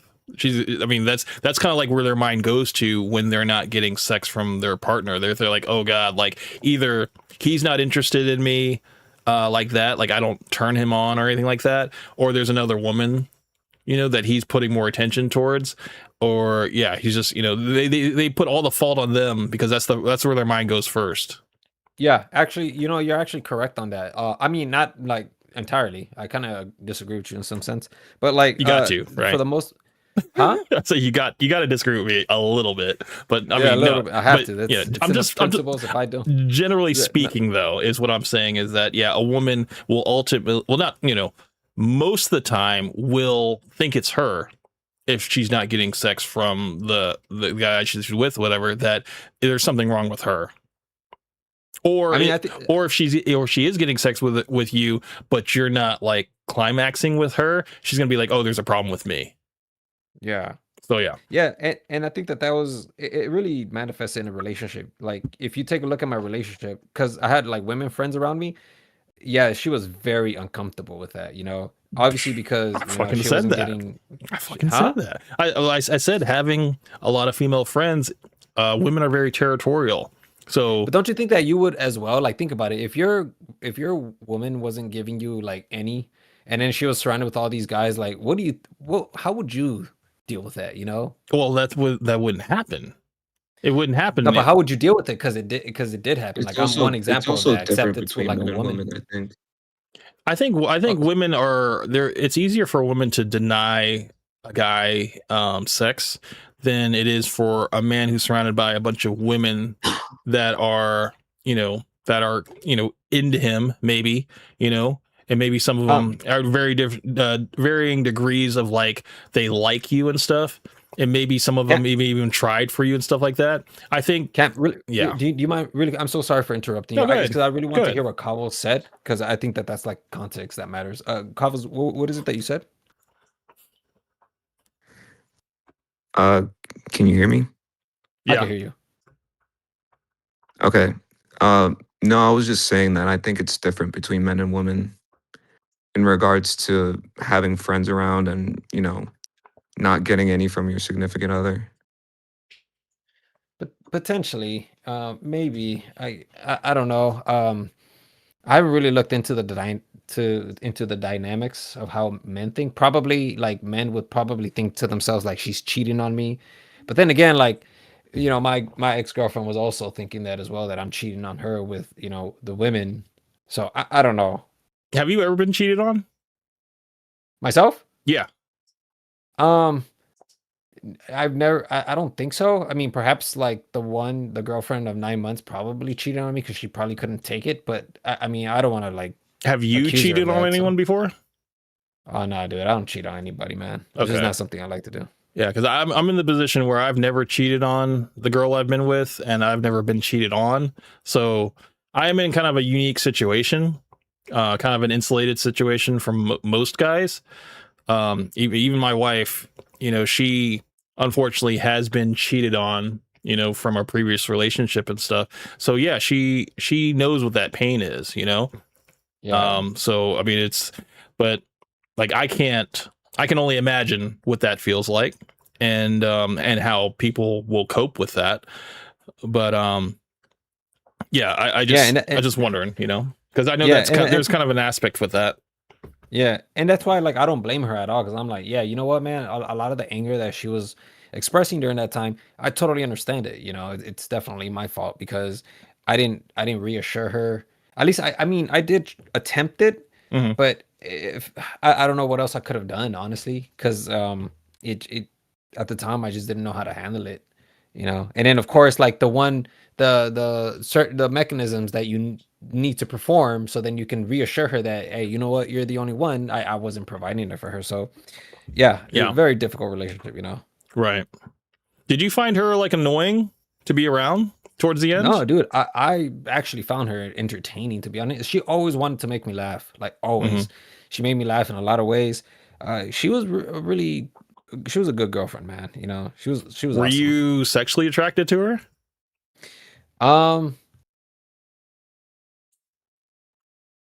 I don't know, to be honest. I didn't really think about it, to be honest. Have you ever looked into like the possibility that you may be asexual? Yeah, I was actually gonna ask that. Yeah, I mean it's not even that. It's just like I know that that's what it is, and that's kind of the reason why I didn't want to reveal it. I remember. Well, sorry. And yeah, I mean, we might as well. It's All already out of the roads bag. kind of lead to this. Yeah. It's not going to really change my opinion about you. It's just that it's just an aspect that is very real for a lot of people. Yeah. But like when I told you that one time, like I had already known like that I was like this, and it's just, you do remember when I told you, right? I mean, we've talked, we had many conversations, so you're gonna have to kind of refresh my memory about what specific talk you're talking about. When we were preparing for a stream, I remember that I kind of told you like, I'm asexual, bro. I don't like fucking having sex. I don't like doing any of that. And yeah, like, Oh, I think that completely flew over my head at that point. I don't think I was like, I thought you were probably like jokingly saying it. I didn't think you were being serious.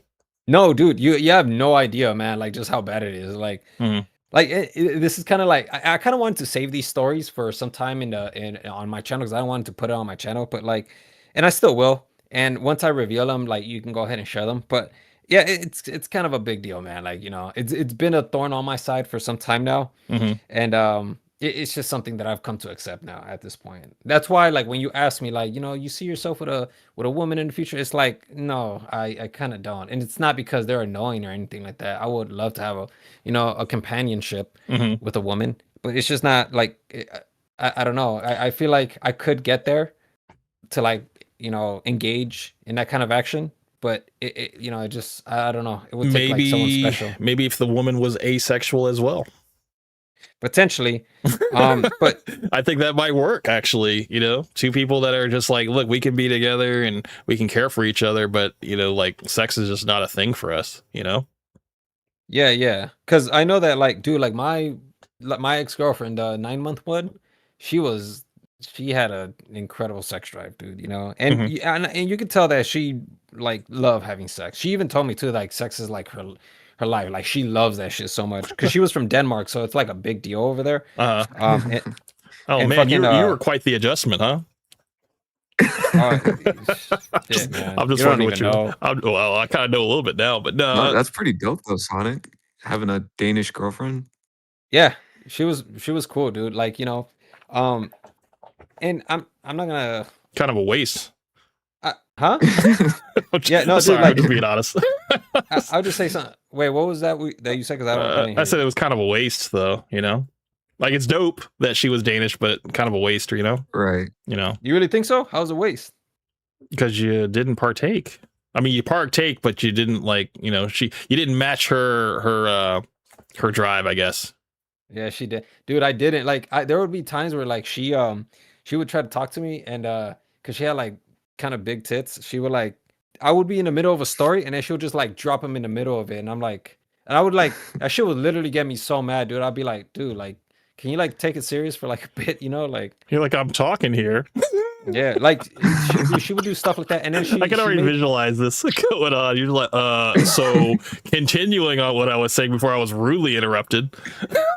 and then like, she would, like, just make tons of, like, sex jokes, which, I mean, dude, like 1 or 2 sex jokes is cool, but, like, she, like, will just continuously make them, and that was her sense of humor, you know? But it was just like, you could just tell that we were just not compatible, dude, because I was just not into those jokes, but she was. How soon did you realize this? I think, like, 3 months in, I had told her, I was like, look, I think that it's best if we're just damn. And yeah, like, it was bad, dude, because first off, I let it go on for too long. You stuck, yeah, I was gonna say, you stuck it out, man. You really that's did. what I'm saying. You kept it alive for, like, because that's like 1/3 of your whole relationship. Yeah, dude, that's why I'm telling you, like, like, I don't blame her, I blame myself. But here's the thing, though, like, I could not communicate this to her because at the time I didn't really understand myself like I do now. Right. But, like, you know, this is why I'm saying, like, this is what I'm saying when I say that, you know, she, damn, I forgot what I was gonna say. I guess you weren't able to articulate how you felt about yeah, and I guess you guys were on 2 different wavelengths, I guess. Yeah, I can't remember. Yeah, okay. Yeah, it was just I was gonna say that, and this is why it's my fault, because I didn't call it out soon. I didn't call it out soon enough. And so what happened was that when I finally told her, I was like, hey, look, can we just be friends? I was trying to, like, what you guys would say, friend zoned the girl. No, you're trying to give her a consolation prize, basically. And she was like, nah. I was like, hey, can we just be friends? And she just, like, she's all like, I'm too deep in. Like, I can't go back to being a friend. Like, you know, like, like, what are you talking about, friends? Like, I'm already too deep in. I can't do this. And I'm like, damn. You know, it makes sense to me, man. Like, a woman has invested, you know, enough time, you know, into a relationship, almost a year, you know, and to get hit with that at the very end, it's like, you know, it's like you didn't even, there was no, like, abuse, there was no, like, cheating, you know, there was just, I'm just not that into you, you know? but I still want to keep you around for a friend. And it's like, I can see how somebody could feel shitty for that, you know? Yeah. So yeah, they almost never work out. Yeah. So, but I mean, it just seems like, I mean, would you say that, so I guess, okay. So if watching like movies or shows, whatever, that have like intimate scenes, whatever, that makes you uncomfortable, then like, what does make you comfortable? Is it just talking to people? Yeah. Just sitting there talking with people. What or is just being the alone. what is the term for that? Is that sapiosexual? What the hell? Hold is on, a give me sapiosexual? give me a second. Give me a second. I'm actually pretty smart, Sonic. Give me 1 second. I got you. I think it's like a person that you're attracted to their intellect. I think it's sapiosexual. Oh, I completely misspelled it. Okay, sapiosexuals are individuals who are primarily attracted to intelligence, valuing a person's intellect over physical appearance and other traits. You know what? Now that you mention it, I could potentially be there. I don't know. Oh, wow. Like, Are you learning something from me, Sonic? Okay, hold on 1 second. Let me give you a little bit more context. A sapiosexual is someone who experiences sexual or romantic attraction based on another person's intelligence. For sapiosexuals, a high IQ, clever thinking, emotional intelligence, or creative problem solving is not just a bonus, it is a foundation of their desire. Without intellectual stimulation, other forms of attraction, such as physical appearance, often do not develop. What do you think? Two things. One, you have an incredible reading, what do you call it? Fluency. Like you read it perfectly. Like you don't stutter. Great. First off. Second, thank you. That kind of sounds like me. I don't know if that's like a Urban Dictionary word or a made up word, but it's not Urban Dictionary, but it is a term that I've heard over the last 5 years, and mainly from women that say like, I don't really care what a guy looks like. I just want to make sure that he's intelligent and successful, whatever. I'm more of a sapiosexual. I'm more into like a reader and stuff like that. But no, I think it can also extend to men as well. You know, like this whole like, you know, I think you do need to be intellectually stimulated in order to, I guess, maybe see the value in a person in a relationship.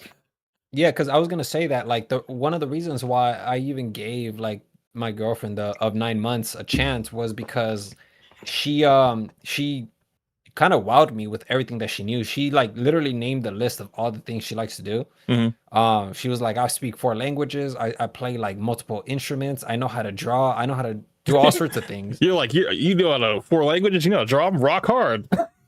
Yeah, it's cause I mean I didn't, you know, like right. So if you're Danish, you're gonna know, you know, tons of languages. So sure, yeah. The fact that she knew all of that and she could, and I even tested her too, and I think that this is another problem of mine where like, you know, I kept testing her over and over and over again. Right. She got so annoyed of it because you're like, prove your worth to me.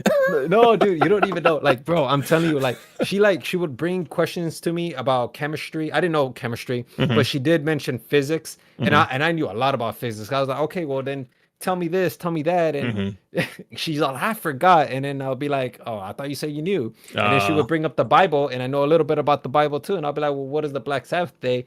She couldn't answer that either, and like, you know, like, this is like where like the tension started, but intellectual tug of war is what I call that.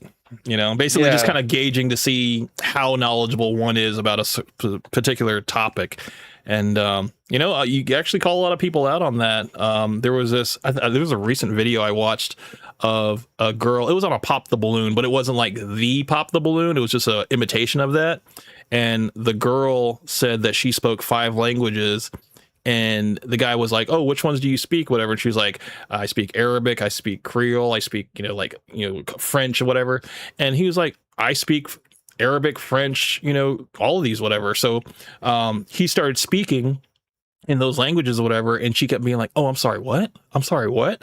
And it basically caught her in a lie that she really didn't know what he was saying. And, you know, she basically put out this whole long list of stuff that makes her like intelligent, but then when he communicated and basically matched her with that intelligence, it made her look stupid because she actually didn't know what he was saying, you know? Yeah.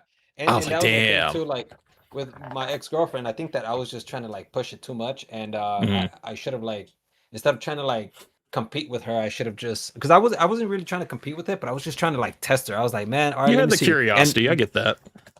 And back then I had like this mental, and I kind of still, but I'm kind of getting away from it. Back then I had the mentality of like, you can't claim a skill unless you perfected it, or at least you master it, or have a proficiency in it. That was Mhm. my philosophy back then. So like, to me, if she didn't speak these 4 languages at a proficient level, then you don't speak 4 languages. You only speak 1 or 2, and then the others are just kind of broken, but you can manage. I mean, Right? one thing I understand about people that can speak multiple languages is that if you don't use it often, you lose it, you know, over time. At least, you know, the basics and stuff, you know, you can still have, but then when it comes to like different dialects and certain phrases and stuff like that, some of it kind of gets lost, you know, because you fall out of practice, you know. Yeah. So Like, I know that like for my Italian, like I forgot like a good majority of words because I just stopped using it. Mhm. You know, but I still understand like some of the basics I can get by. Mhm. Just, you know, it's very, very simple. It's still very, very broken though. yeah, Yeah, yeah. so I mean, yeah. I mean, it seems like that. Even in your relationship with this Danish woman, you know, you were still qualifying her even after you obtained her, you know? yeah. And sometimes after you get over that initial I guess attraction phase, or you know, grouping together phase and stuff, you know, it's like now it's not about proving yourself to each other. It's just about taking it one day at a time and just, you know, confronting life's problems together, you know? Like, yes, my wife was an accountant in the Philippines for like 7 years, whatever. She's really good at math. She's also very organized. Whereas me, I'm somewhat organized, but not to the level that she's organized, you know? Like, she has everything sorted in our house, and she's just very anal retentive about things being in their place and all that stuff, where I'm a little bit more, you know, free bird about it. You know, like if my jacket's on the floor, I'm gonna pick it up, so it's because it's on my way out, I'm gonna pick it up and leave with it and stuff, you know. The reason, yeah, so I'm like that. Does she have a gun on you? Does she have a gun on you telling you to say all that? No, she's asleep, man. No, I mean, I'm just it's how it is, man. It's just like, you know, but that's the thing, that's how, you know, we kind of we're different in that way. And you know, I accept that she is the certain way that she is and stuff, and I think she is slowly accepting the way that I am. You know, but I mean, I do try, you know, to keep things clean, keep things orderly and stuff, because I know that that's kind of how she can function, you know. She has this thing about her asthma, whatever, and if things are messy, it triggers her asthma. So I think about that. I take that into consideration, and I clean up after myself, you know. But that's what a relationship is. It's basically knowing about that person, making compromises, and, you know, working together as a team, you know. So but I'm not saying that, you know, we're perfect in any way, but I think we are perfect in our imperfectness, you know, and we do the best we can. And, you know, now that we have our 2 little children, you know, we're doing our best to raise them with the qualities that, you know, we were instilled in with our parents, you know, and all we can do is hope for the best, you know, try to give them the best start, trying to throw all of these different extracurricular activities in front of them, whether it's, you know, sports or music and, you know, after school activities and stuff, to just kind of get them participating in things and becoming social. And, you know, it's working out. At least for our daughter, it's working out. You know, she's already in the chorus, you know, she wants to play sports next year, and I already got her a piano, like a full-size piano, and, you know, she's learning songs and playing every day and stuff. But I think with kids, you know, you just want to throw all of the different outlets at them to just see what sticks, you know. My parents did the same thing for me, so it's like I kind of want to pass that on. So, but yeah, I mean, like I said, man, it's like you get into this mindset when you're with somebody and you work together as a team, and then when you have kids, the focus comes off of yourself as a couple, and now you're working together as a team to take care of your kids, you know. That's the next stage, you know. And then after that, you want your kids to basically have kids, and then you get to enjoy life a little bit. You know, you get to be grandparents, you know. And I mean, that's at least the future that I'm looking forward to. Yeah. I mean, that's just not something that sounds like something that I want. Like I mentioned, you know, it's for now, it seems like I just want to just, you know, kind of venture out because there's a lot to explore in this world and I want to do it alone, you know. Fair. That's fair, man. I mean, the thing is, I mean, you probably will get an appreciation, you know, having that experience and stuff, and it will make you more worldly, you know, and more broad and even more intriguing, you know, to other people because you do have that life experience. You know, I took that opportunity when I was 18, 19 to travel, you know, to Europe and get that full experience. And then when I got back to the States to travel out west and live out west for a little bit and then come back, you know, to where I was born and stuff. And it's like I kind of came full circle, you know? Yeah.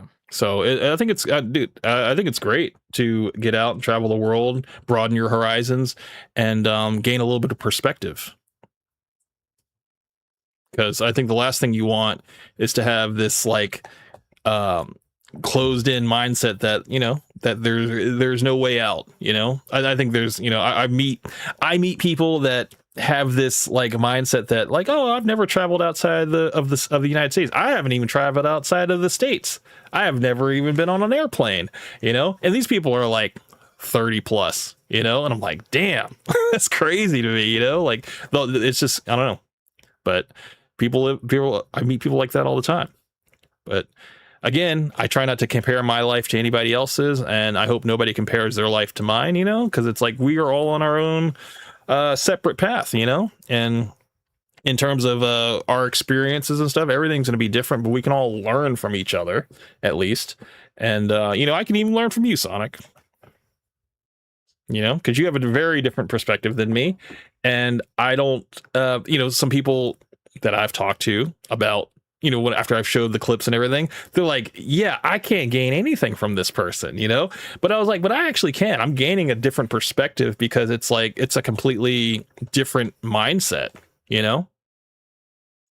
Yeah. So I do see value in that, at least. Yeah, you know, so I mean, if they want to come and they want to like talk about it or debate, I'm more than welcome to do it, man. Because yeah, I mean, honestly, dude, like I kind of been like, I don't even know if I even want to debate, to be honest, because I kind of just been like all over the place with that, to be honest. Well, because like, let me know what you want, man. Because if you open the door for that, and then I bring these people on, you're like, I don't really want to do it. You know? It's no. If they want to come, I'll still debate them no matter what. Okay. But like, I'm saying that like I'm just kind of like apathetic to all of that. Like, I don't even know, like. Because I don't know if you guys noticed, but I just haven't been uploading on YouTube as of late. And honestly, it's just because I'm just like apathetic to everything now. Because I just look at everybody online and I'm just like, really, do we really care about this?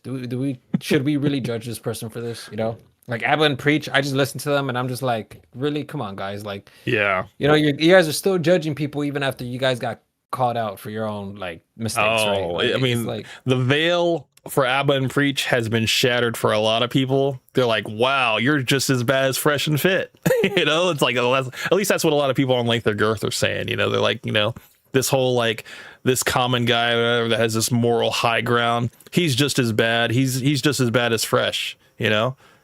And no, to me, it's like I've never had this bias towards Abba and Preach. I spoke about the whole scandal when it happened and everything like that. But I also think that it could have been handled differently. You know, I definitely think that there probably was a reason why he did keep that stuff offline, because yeah, he definitely had a perception online from his audience and stuff. And maybe he thought it was better to talk about other people rather than talk about himself, you know? So, yeah. But no, it's not looking good for Abba and Preach. Even Abba in Preach, they're starting to like kind of clash a little bit, because Preach doesn't have any type of like drama connected to him.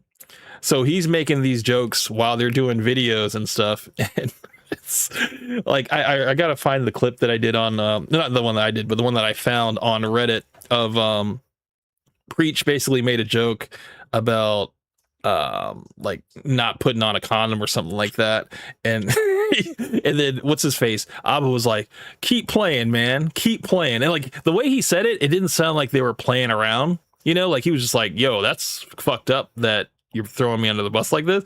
And I was like, wow, like they're finally starting to get a little public about this like disagreement and shit. Like usually you would think they would keep that offline, but it's starting to bleed into their content now, kind of like how when Fresh and Myron would kind of like butt heads a little bit, and it's starting to bleed out a little bit too. So I was like, damn, this shit's happening, man. It you know, I'm not saying that they're gonna break up or anything like that, but I just think it's kind of funny how similar a lot of their actions are starting to play out now that the drama is surrounding around. Yeah, and it's not just Abba and Preach too. If you really think about it, it's like all of these people online. You know, I don't know if you ever listened to Antonio Speaks, him too as well. Like I don't know, man. Like I'm just very uncomfortable with a lot of these people now. Like I just don't watch these guys. A lot of these guys are just, you know, I like to be precise with like my content and make sure that I'm saying good things that people can walk away with and like learn something, right? Yeah. With these guys, I feel like it's just polarizing content, and it just makes me upset because I'm just like, damn, man, like this is what sells, you know? Like these guys, they just go out there, judge people, talk crap. Except Antonio, he's more like he judges white people and you know the whole racist stuff. That's his lane. But like it's just all like polarizing. Like when you really look at it, and I don't know, man. This is kind of like the reason why I'm like, bro, like, I don't even know if I even want to talk about stuff like this on YouTube anymore. I don't even know what I want to do. I still want to do YouTube. I just don't know what to do. I'm like completely lost on all of that. Damn, Sonic, you went and got monetized. Now you just want to. now you're trying to figure out where you're at a crossroads now. Damn. Yeah, I know, man. Trust me. Like I've spent like, dude, like I have like 4 or 5 videos that I wanted to drop. Yeah. You know, it was I know I dropped the ABBA one, luckily, because I was about to like terminate that one. I wasn't even gonna drop it. The other one was Sneeko, and then I had another one on George Santos, and I forgot what the other 2 were, but yeah, I was gonna release the George Santos one, and then midway through the video, I was just like, dude, I don't even want to upload this. Like this, who cares? Like who cares? I don't care about this, you know. I kind of feel that way when it comes to Fresh and Fit. Like I know that a lot of people like were drawn to my channel after what I did and stuff, but I kind of have a little bit of fatigue from Fresh and Fit. So I kind of understand what you're saying like that. At this point, it just feels like I'm just drama farming, you know? and I do want to kind of like talk about stuff that is like, not necessarily like uplifting, but just kind of interesting, you know? Like stuff that interests me, but then like this whole week of stuff that I've seen, not necessarily stuff I talked about tonight, but just like stuff that I see that, you know, stuff that I guess could be potential stuff to talk about. It's not really that interesting to me, you know? So like the Chud the Builder stuff, like he's already in jail doing his time and stuff like that. I kind of feel like the Chud the Builder stuff is over. Now, O'Shea Duke Jackson, a person that I typically, you know, will put videos of his and stuff, he's been on this Chud the Builder thing for a minute, you know, like just churning these videos out. And I'm done with Chud the Builder, man. Like I don't even want to talk about him anymore. Like I had like those 2 videos that I had with him, and like I'm good. Like I don't feel like I never gonna talk about Chud the Builder ever again. And same thing I feel about like Vitaly and all these other guys, whatever. It's like it just seems like even the Fresh and Fit stuff. Like I don't know if you've seen Fresh and Fit's channel, like the main channel. Now it's just Fresh hosting the show. So they'll have Fresh like basically like in the thumbnails and stuff, and it's so funny. It's so funny to see like the what's it called, the amount of engagement that the videos with just Fresh in the thumbnail are getting compared to like older videos with like Myron in the thumbnail. You know, it's like day and night, bro. It's like people don't give a fuck anymore about the Fresh and Fit. It's like they have truly fallen off.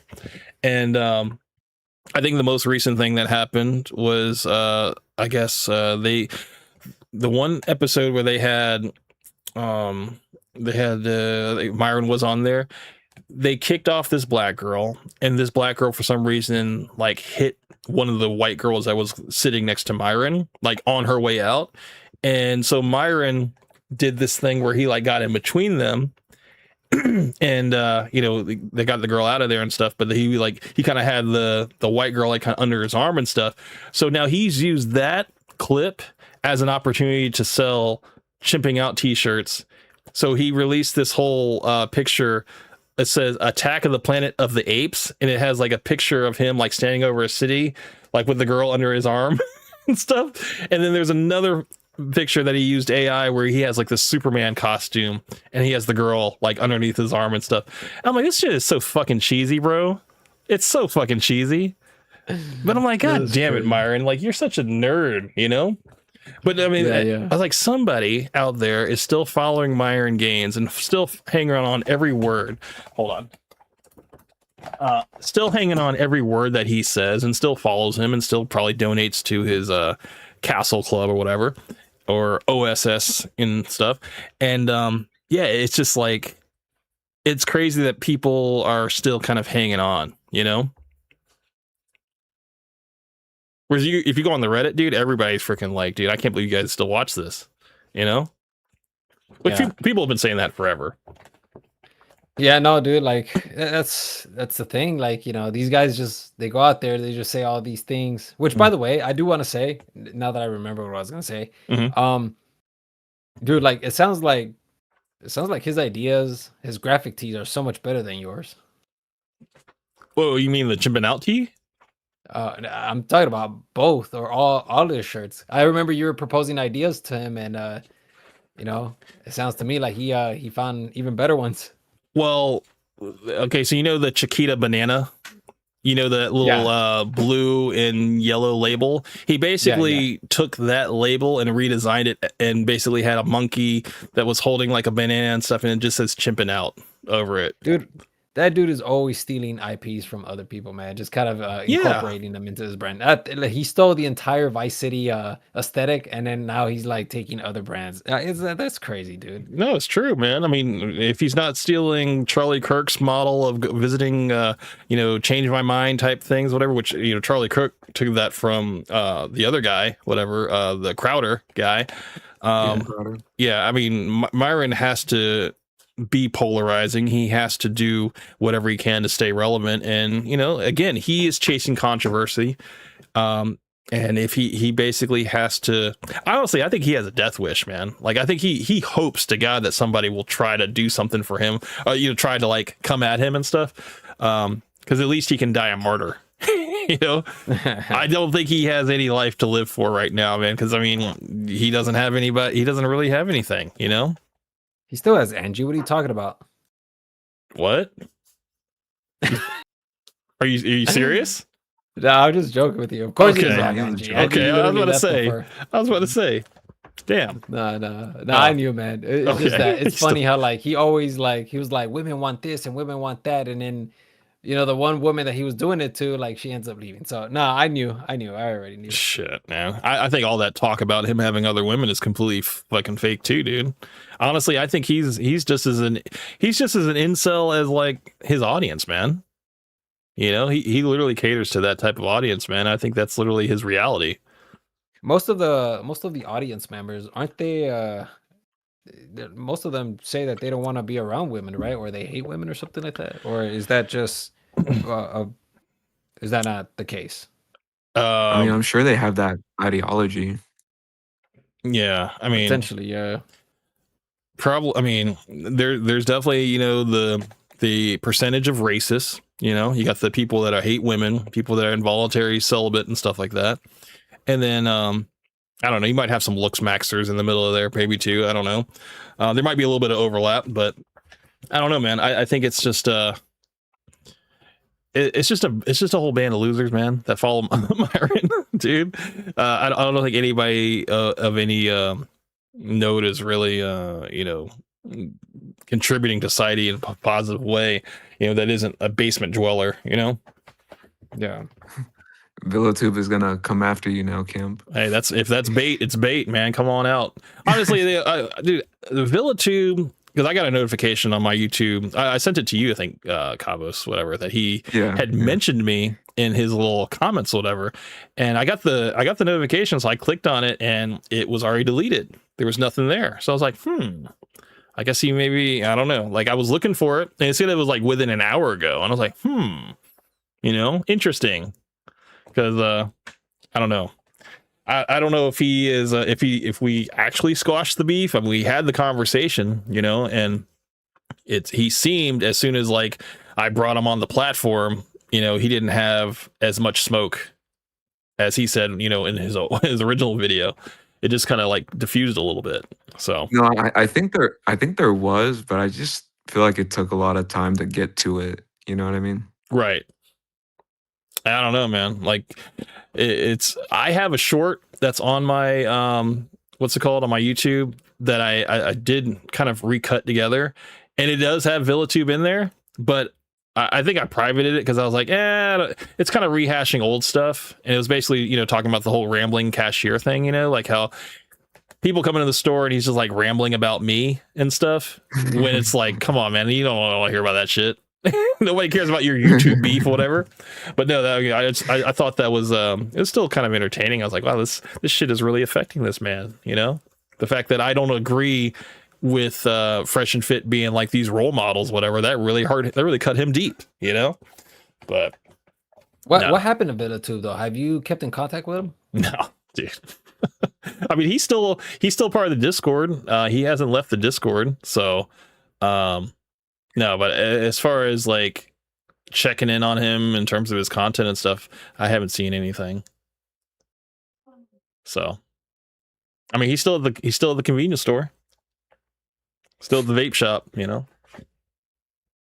Man, that's great. He owns it, right? I know. That's what he said. He's a co-owner. I don't think he owns it outright. I think he said he's a co-owner. So I'm like, okay, so you work there?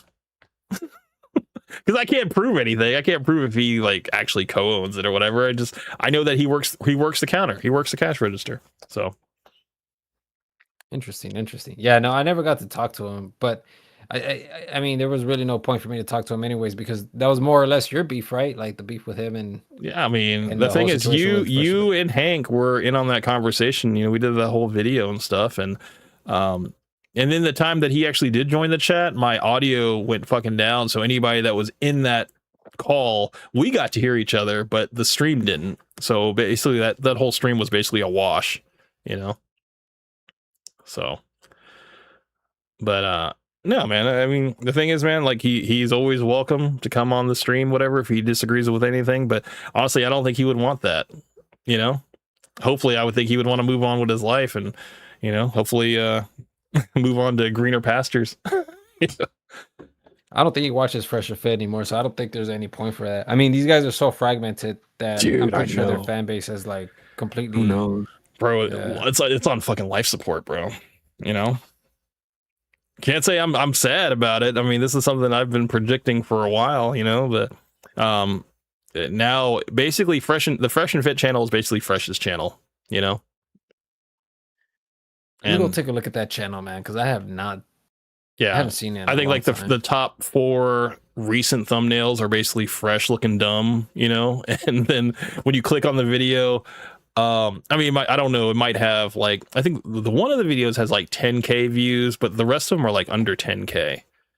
Whereas like anything with Myron on there is usually over like 100K and stuff, you know. So it's like, yeah, man, the channel has completely fallen off, dude. Damn, that is crazy. Anytime Fresh is on a thumbnail, looking dumb as fuck, only right? about like 8,000 to 6,000 views. That's crazy. I told you, man. And these aren't so Fresh and Fit. Yeah. Oh, go ahead. No, I was just gonna say it's just, you know, this is we've finally entered into the time of diminishing returns now. You know, like they're literally they're not even treading water, you know, at this point, because they're still not getting paid off of YouTube. So it really that channel is like on its last lifeline. So yeah, good times, man. Good times. No, Fresh and Fit was like back when it was popping, dude. Like I remember it was such a good time to just watch these guys just completely rip on them. I love making fun of these guys, dude. Me these too, guys man. Crazy. Me too. We're never getting a call-in show. That's it, man. That's history. That's history, bro. So at least we still have that one video. It's already hit 1 million, right? Oh yeah, dude. It's been hit 1 million a while ago. That's good. A while ago, man. I remember I posted that It's more than a year ago. Tell me. Hey, big boy, what are you doing up? It's phone. It's a phone, yeah. That's my son. He just woke up. Yeah, my wife, I have to take her to work probably in the next couple minutes, whatever, but we still have time. But yeah, dude, this whole thing about you know, like exhaustion, or I guess fatigue, you know, like at least on my end, talking about the same stuff in terms of like Fresh and Fit mainly, I'm tired of talking about them. Chud the Builder, I'm tired of talking about him, you know. I do kind of like talking. I did like the last live stream I had where we were talking about trans athletes in women's sports, whatever. Even though it is kind of like a debate that's kind of a little bit older, I did think that we never covered it on the channel, you know. So I kind of wanted to at least give my 2 cents about it. And then you know, it's not every day that I find a topic that is, you know, that's not everybody's talking about, you know. Because usually I'll talk about something that is like kind of breaking, you know, like within a day or two, and then everybody talks about it. So, but then I'll have some technical difficulties, and I'll miss like a week or 2 weeks, or whatever, and then everything that I have is completely outdated. So it's like that's another tough thing too, you know. I know they say on the, you know, as far as like YouTube strategy, you definitely don't want to chase trends, because you know, you want to kind of create more evergreen content, stuff that you can watch, you know, a year, maybe even 2 years from now, and it still holds a little bit of value. One thing about chasing trends is that, yeah, it only is valuable for a week, maybe tops. So yeah, I mean, I'm kind of with you there in terms of like trying to find a different strategy to kind of pivot to. But I mean, again, I like having these conversations with, you know, this community that I've grown here, you know, because I do like hearing from you guys, and, you know, at least getting a little bit of a pushback on some of my ideas. So I like that. I don't like being in an echo chamber, you know. I do like to have my mind changed every once in a while. Makes sense, yeah. Because yeah, I don't know. It's gotten boring, you know, and I don't know what I'm gonna do. Maybe I might just go to Instagram. I heard that Instagram, like, it's pretty vibrant over there. I have so many skills, so I could just put all of those skills to work, and, you know, because commentating is fun. It's just not, I don't know, the lust or whatever it used to represent. It's just not there anymore. So you would say that your drive is for creating like content isn't there anymore? Or do you want to like pivot into like photography? Because I mean, if you go to Instagram, that's what you're gonna have to be doing, right? Not really. I already have an idea as to what I wanted to do on Instagram. I just never acted on it because I always wanted to pursue commentating, because I thought commentating was fun, you know, until it wasn't anymore. And so I don't know. If I go to Instagram, I'm mostly just going to focus on all my skills. I got a ton of skills, like illustration, music, filming, all of that. Yeah, just do tricks with the camera and just create funny stuff. I don't know. If I'm gonna do it, if I'm gonna go on Instagram and I'm gonna just create like stuff that I find fun, or just engage with people. I like drawing people. I always thought that people were pretty fun. I'm a cartoonist, so I could draw people. I could draw you in a cartoon if I just see your picture. So I'll probably just do that. I don't know, because honestly, I just don't know what to talk about on YouTube. Like, there's just nothing I want to talk about. Yeah. Well, I'm just kind of curious if you know, the audience, at least, that you have cultivated on your channel is gonna follow, you know. Yeah, I mean, you're gonna have to make an announcement at some point to let them know that you're gonna be shifting things over, you know, to a different platform and to follow you over there. Yeah. Yeah, for sure. Because I know some people definitely follow me. They like to listen to what I say. So I'll probably make an announcement. I'll tell them that you know, I have an Instagram. They can follow me there if they like. But I don't know. We'll see. I still haven't made the decision. I still have to think about it. I don't know how long I'm gonna be thinking about it. I've already been thinking about it for like the past month. So I don't know what I don't know. we'll see what happens. I remember you had a content change strategy video or something, because I guess you had changed from the politics, and then I think even before that you changed the format of your videos, from scripted stuff to more of a free form, like unscripted thing. I remember you did that for a little while, and then you were like, I'm done talking about politics now. Because I guess you were probably, I don't know, were you getting a lot of people coming in your comments being like, you don't know what you're talking about or whatever? I mean, what caused you to stop wanting to talk about politics? You're going pretty heavy with that. Yeah, it just felt like I was in prison in many ways. For instance, I felt like I couldn't really give my thoughts because I had to come out with facts and figures. Like oftentimes I just want to give an opinion, whether it's it's developed or not. And another one was there was constantly, I don't know if there were trolls, but I was constantly getting negative feedback, negative comments all the time, and I couldn't even get to my comments from my subscribers because I was constantly having to deal with that wall. At first, I was like, "Oh yeah, who cares?" These guys, they can have their opinions. Right. But after a while, I just started feeling like, "Damn, bro!" Because here's the thing: I know people like to say "Oh, I'll get through it."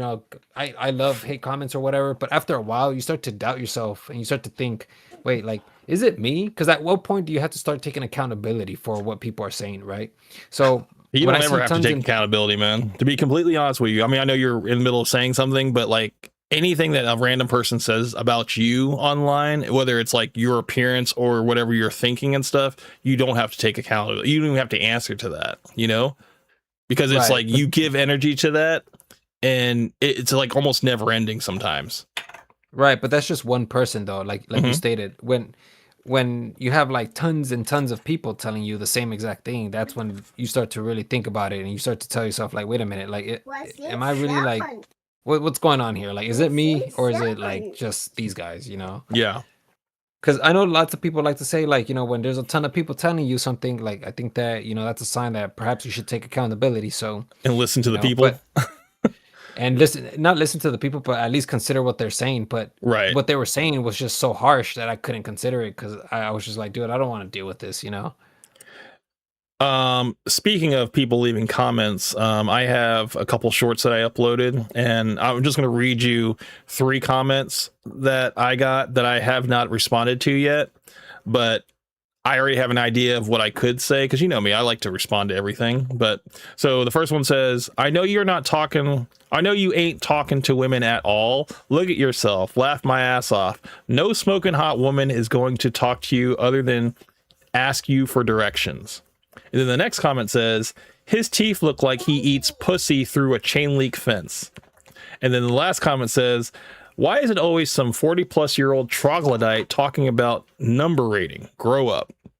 Now, as far as the first person saying, I know you're not talking to women at all, whatever, they basically would just be asking you for directions.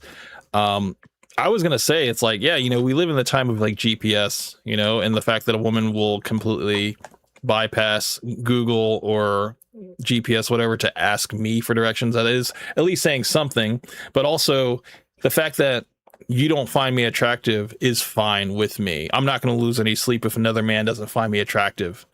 So, I mean, that's good for you too, that you don't find another man attractive. I was going to say something along those lines, but it's you can't let stuff like that, bother you. But you also, I like to go the extra mile and kind of psychoanalyze the person for them to go through effort of giving me the engagement that I want to kind of meet them halfway with, kind of give them a thoughtful response back, to kind of make them think too, dude, that's great that you think that I eat pussy through a chain link fence. I mean, at least I'm still straight in your eyes,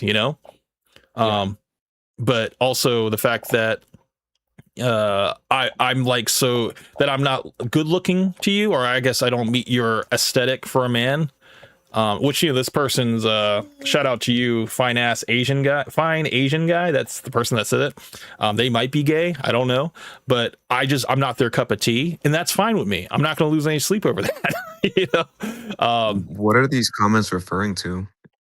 So I had a couple shorts that I uploaded from last live stream, and this one short is called the defender of average. And on the video, I wrote, "This guy is fighting over 5s and 6s." So yeah, the 3 comments, whatever, are basically just all about my looks, really. You know, one's saying that my teeth look like I eat pussy through a chain link fence, and then the other one talking about women will only talk to you if they're looking for directions, whatever, or asking for directions. And then there's like I need to grow up because I'm still talking about like number and stuff like that.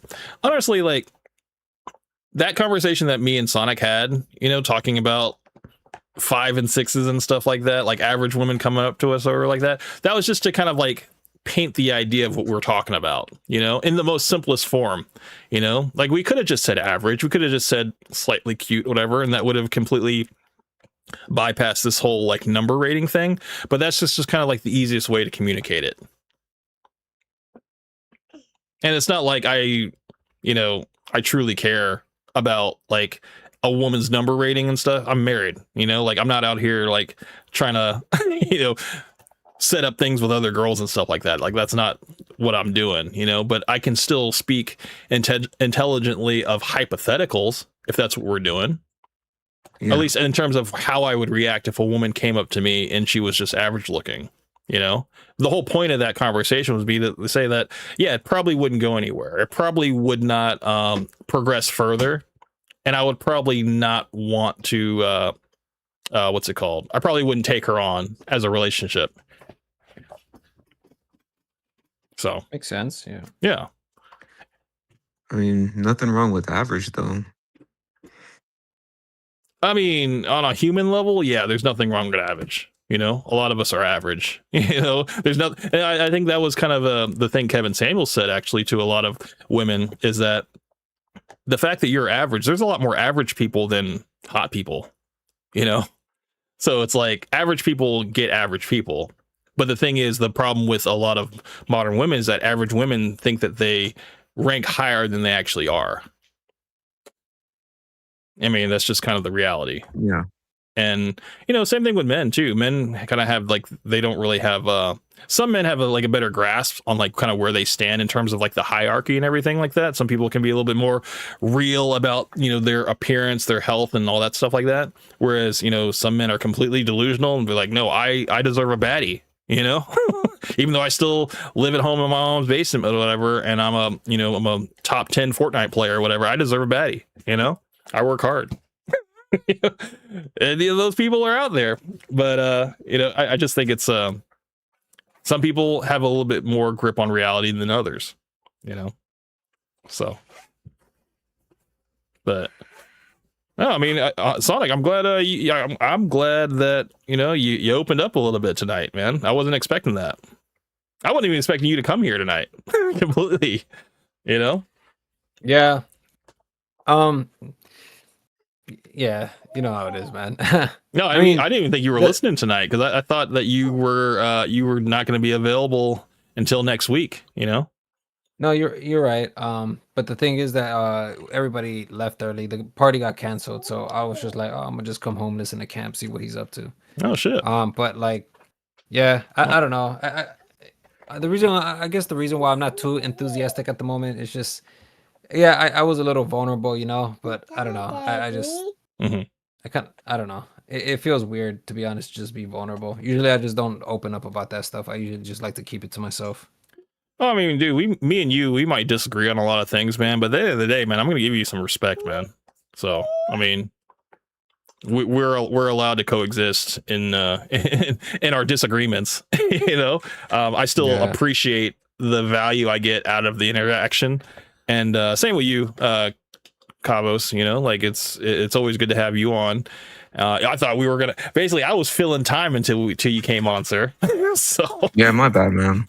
Yeah, I only had really like one pushback with what you said in regards to like our conversation last week. So, I mean, I thought it was gonna be like a full-on debate, but I don't know. It was just really like one critique. So, what was it? Marriage?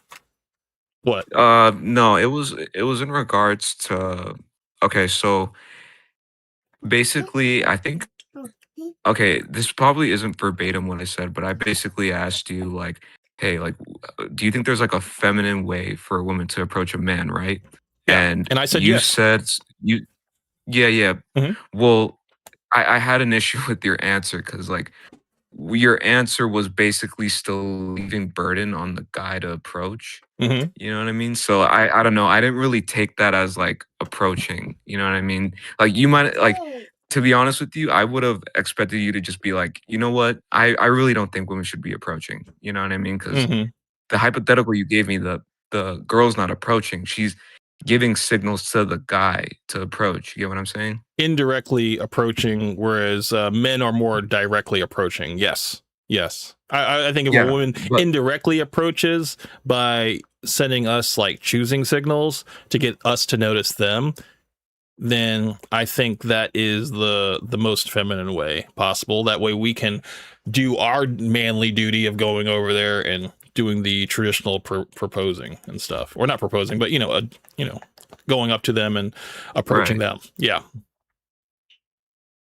What do you think those signs look like, or like those signals that you're talking about? Eye contact, nonverbal behavior, meaning like, looking at you while, touching your hair, maybe even brushing up against you and stuff to get you to like notice them, like maybe they're moving, maybe they notice you from behind, whatever. Or maybe they notice you in passing, so they want you to get to notice you, whatever. So they brush by you and stuff so that you notice.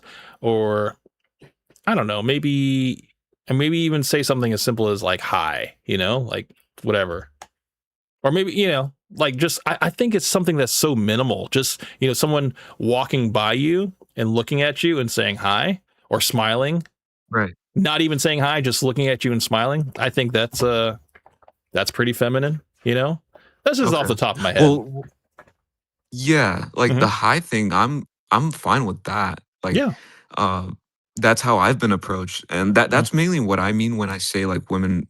When it comes to like me advocating for women to approach, like the thing is like most women won't even do that. Like they won't even say hi or hello, and it's like I think agree. that is at least like the bare minimum, I guess. But it's like they won't even do that, and so.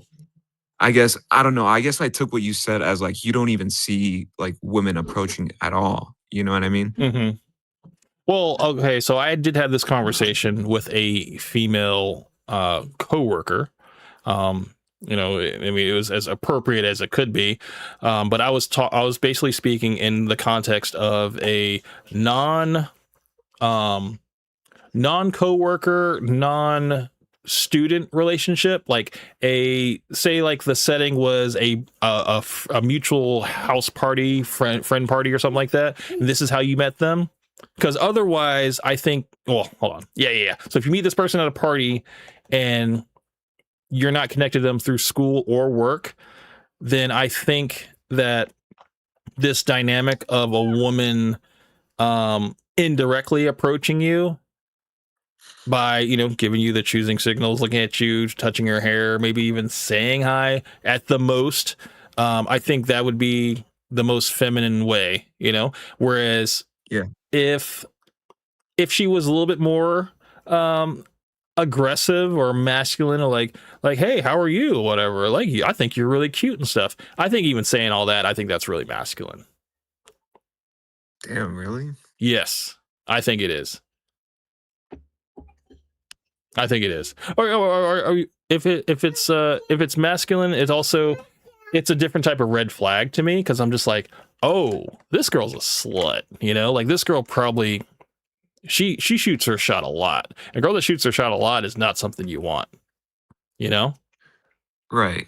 I mean, yeah, I guess I can see where you're coming from with that. Like, I can definitely see men having that idea in the back of their mind that, okay, yeah, this girl has probably approached like 3 or 4 different guys before me, like doing this, you know what I mean? Right.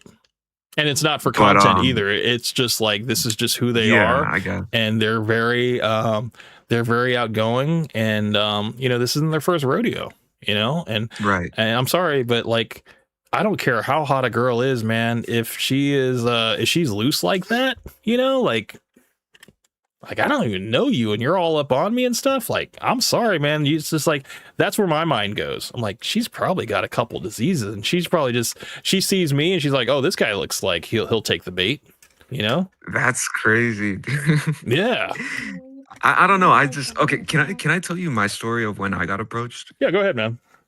Yeah, so like I was at a rave with a girl that I met through Tinder. So I was already on a date with a girl and I was waiting for her. I'll try to make it short. But basically, I was waiting for her outside of the bathroom where there was like a bunch of people. Mhm. And I saw her coming up to me, right? And like she just came up to me. I was on my phone and she asked me like if I was from the city, you know what I mean? If I was from there. Right. And then next thing you know, we just got to talking and we talked for a minute until her friend pulled her away. But honestly, like I wasn't thinking in the back of my mind like, oh, maybe there's like a camera somewhere, or was she pranking me, or you know, I didn't really think anything of that. Yeah. But like, if I wasn't there with my date or whatever, I honestly would have pursued her. Like, she was kind of cute. She wasn't really masculine or anything. Like, the conversation was very fluid. You know Yeah. what I mean? Right. And this was her approaching me. I didn't feel like she was masculine or anything like that. So that's like, this is why like when Sonic brings up the argument for like women approaching, like because like I've experienced something like that, I could see that happening, or Mhm. I could see relationships being successful from that. You know what I mean? Well, I think there's a little bit of context that, you know, things have to kind of be the conditions have to be met in terms of like a situation where a woman would initiate the first contact. Number one, I think alcohol and drugs have to not be involved. So, and also the setting, it has to be, I mean, you said a rave, people are doing drugs, people are doing Molly, you know, people's inhibitions are kind of all over the place at a rave. Yeah. I've been in raves before. I mean, she didn't seem Yeah. like tweaked out to me or anything, and I Yeah. was pretty sober, so Right.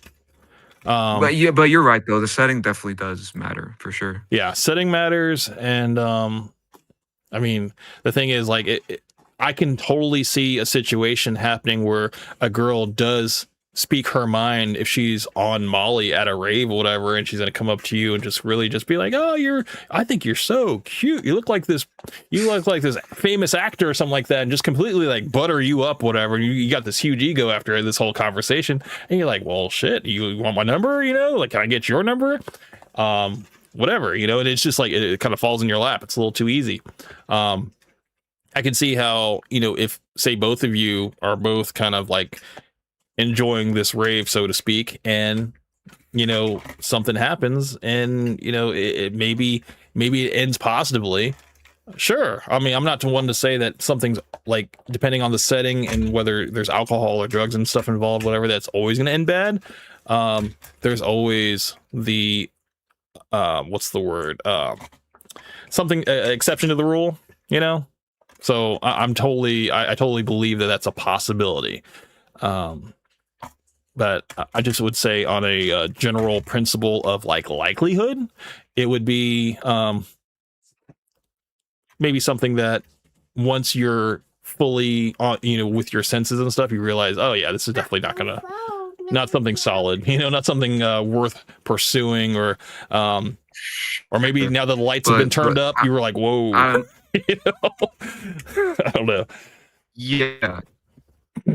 I don't know. I just think that like you kind of went to the fact that there was like alcohol involved or drugs and stuff. But you kind of immediately saw it as like a negative like thing. You know what I mean? Like, I'm just saying, man. I think girls can approach. I think they can. I just don't know. That's not the only experience I've had from that. You know what I mean? But like, I don't know, man. But by the way, like I don't agree. Okay, like let me make this point. Like that's kind of the only, like when Sonic brings up this stuff, right? When you guys have these conversations, that's kind of like the one thing that I do agree with him on in regards to like the women approaching thing. So when you guys have these disagreements, like I just understand where both of you guys are coming. I grew up traditionally, you know what I mean? So like I understand where you're and like Your internet's going, or your comments going in and out, just so you know, your microphone's going in and out. Older, I don't know. I'm kind of understanding where Sonic is coming from too, if that makes sense. You kind of cut out a little bit. So you can't hear me? Yeah, it was I heard the last part where you like, I kind of understand where Sonic's coming from. I heard that part, but everything before that, you kind of cut out a little bit. I don't know if you heard him, Sonic. Yeah, he was cutting out. Okay. Yeah, he was cutting out. Yeah, I just want to make sure it wasn't just on my end. Okay, can you hear me now? Yeah, I can hear you perfect now. Yeah. Okay. Yeah, basically, just long story short, like, I understand where both of you guys are coming from, pretty much. Yeah, you came up in a traditional kind of mindset, whatever, but you've also kind of experienced what Sonic was talking about in terms of, women approaching stuff. I got you. Well, that's what I'm saying. Yeah. I mean, there are gonna be exceptions to the rules and stuff like that. I mean, yes, maybe I do speak in kind of like black and white terms, but when I say that if a woman approached me, it would probably be a no because of the whole setup itself, like it's kind of out of order in terms of like, what's the word? Like what would make, I'm trying to find a good example. Like, so say I take a girl out, and I take her out to dinner, just a little simple date or something like that. And, she offers to pay. And I'm like, no, I asked you out. I was like, I'm going to take care of you, whatever. And she's like, no, I insist. And I'm like, it's fine. I've already taken care of it, Like I would make that move where it's like, it's already taken care of, So I'm like, don't even worry about it. Right. I would have already had planned that. And that had already been part of my whole, like, if we're going to do this, I'm going to make sure I do it right. And I have like full control of that aspect. Because the last thing I want is for something to not go the way that I planned, especially if it's like under my like terms and stuff. Like I asked you out, so I want to basically, I'm the one who's supposed to be paying for you, because that's just how I think. Whereas, I'm pretty sure, me and Sonic might have different thought processes on that, because I mean, this would still be the first outing. So maybe Sonic might have a different take about like, maybe I'm still trying to get to know you. So maybe we can pay for ourselves. Sonic, am I off? Let me know if I'm off. But no, I mean, that's just kind of what I think. Sonic wants the girl to pay, right? Or No. I wouldn't go to a restaurant. I would just ask her for a park, or I would like make food. Let's go for a walk. That's right. Just don't get thirsty and don't ask me for anything. Oh man. No, but I mean, I don't know. In my world, if I'm gonna sweep a woman off her feet, I'm gonna be the one picking her up. There's not gonna be this role reversal of like, I don't know, because that was okay. So that's getting back to what I was gonna say when I was talking to the female coworker about this whole approaching thing. She says, "Do you feel emasculated by a woman taking being assertive like that?" And I was like, a little bit, to be completely honest, because it's almost like you are taking my role as a man, like you're taking my agency away and you're kind of just deciding for me. And the same thing as if she was going to propose to me for marriage. It's like, no, that's not your place to do that. Like, I don't think I would ever accept a woman's proposal. Yeah, I don't agree with that. Yeah. You don't agree with what? Woman proposing. That's like the one thing I don't agree with. Okay. I thought you were like, I don't agree with what I just said. No. Okay. Because no, I mean, it's like that is our one. That's our power, pretty much, to decide with our lives if we are willing to take things to the next level. That is our choice. Yeah. And, a woman can decide whether she wants to, choose us or not, in terms of, if she feels, safe and stuff with us.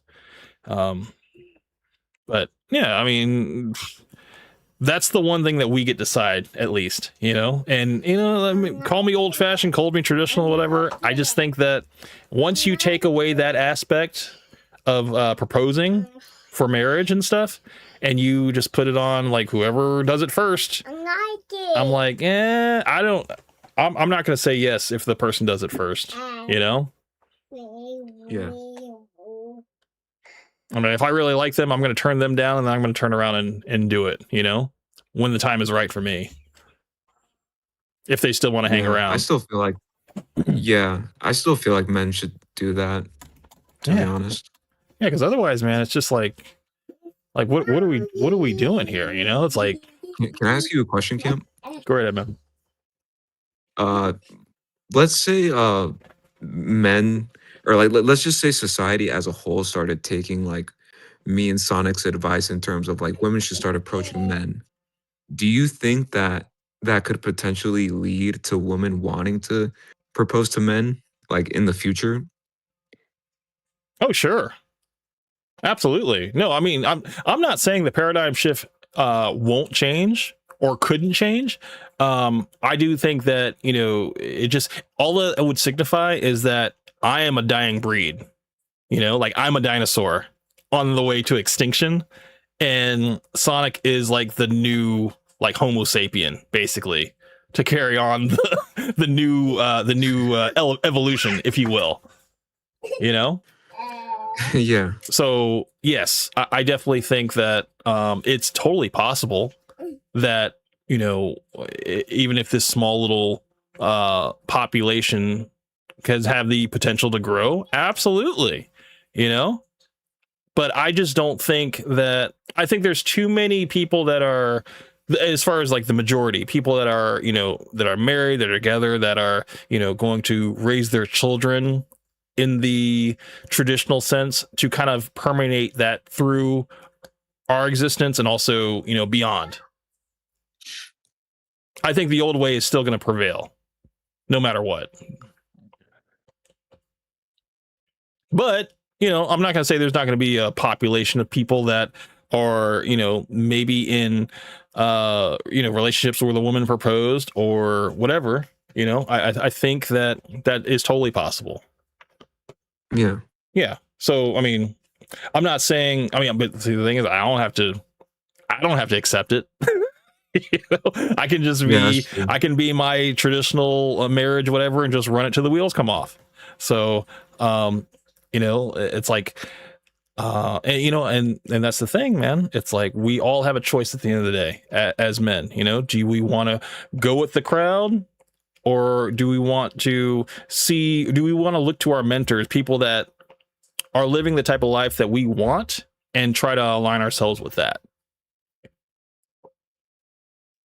I think that's what it means. Like, I think that's what matters at the end of the day, man. When you see somebody that's, you know, living the kind of life that you want, then yeah, you're going to align yourself with them. But if there's maybe a different path that you think, you know, maybe this is maybe they're onto something, you know, then that's who you align with. And that's okay. You know, we can all coexist.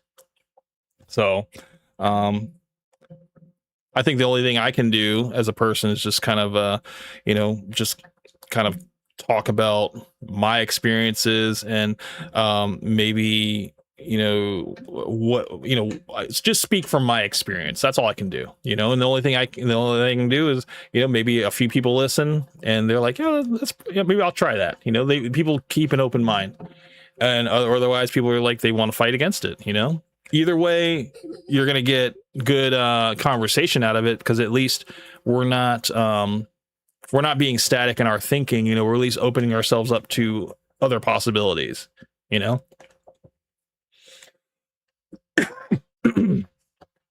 But unfortunately, that is all I got for tonight. I have to go take my wife to work now.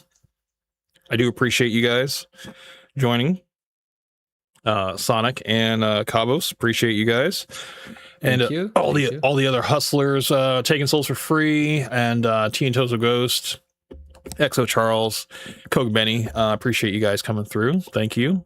I will see you guys on the next one, and hopefully we can have another chat. You know, I love us just getting together like this, and Yeah, and you know, you guys can look forward to the next live stream. Same time, same place, man.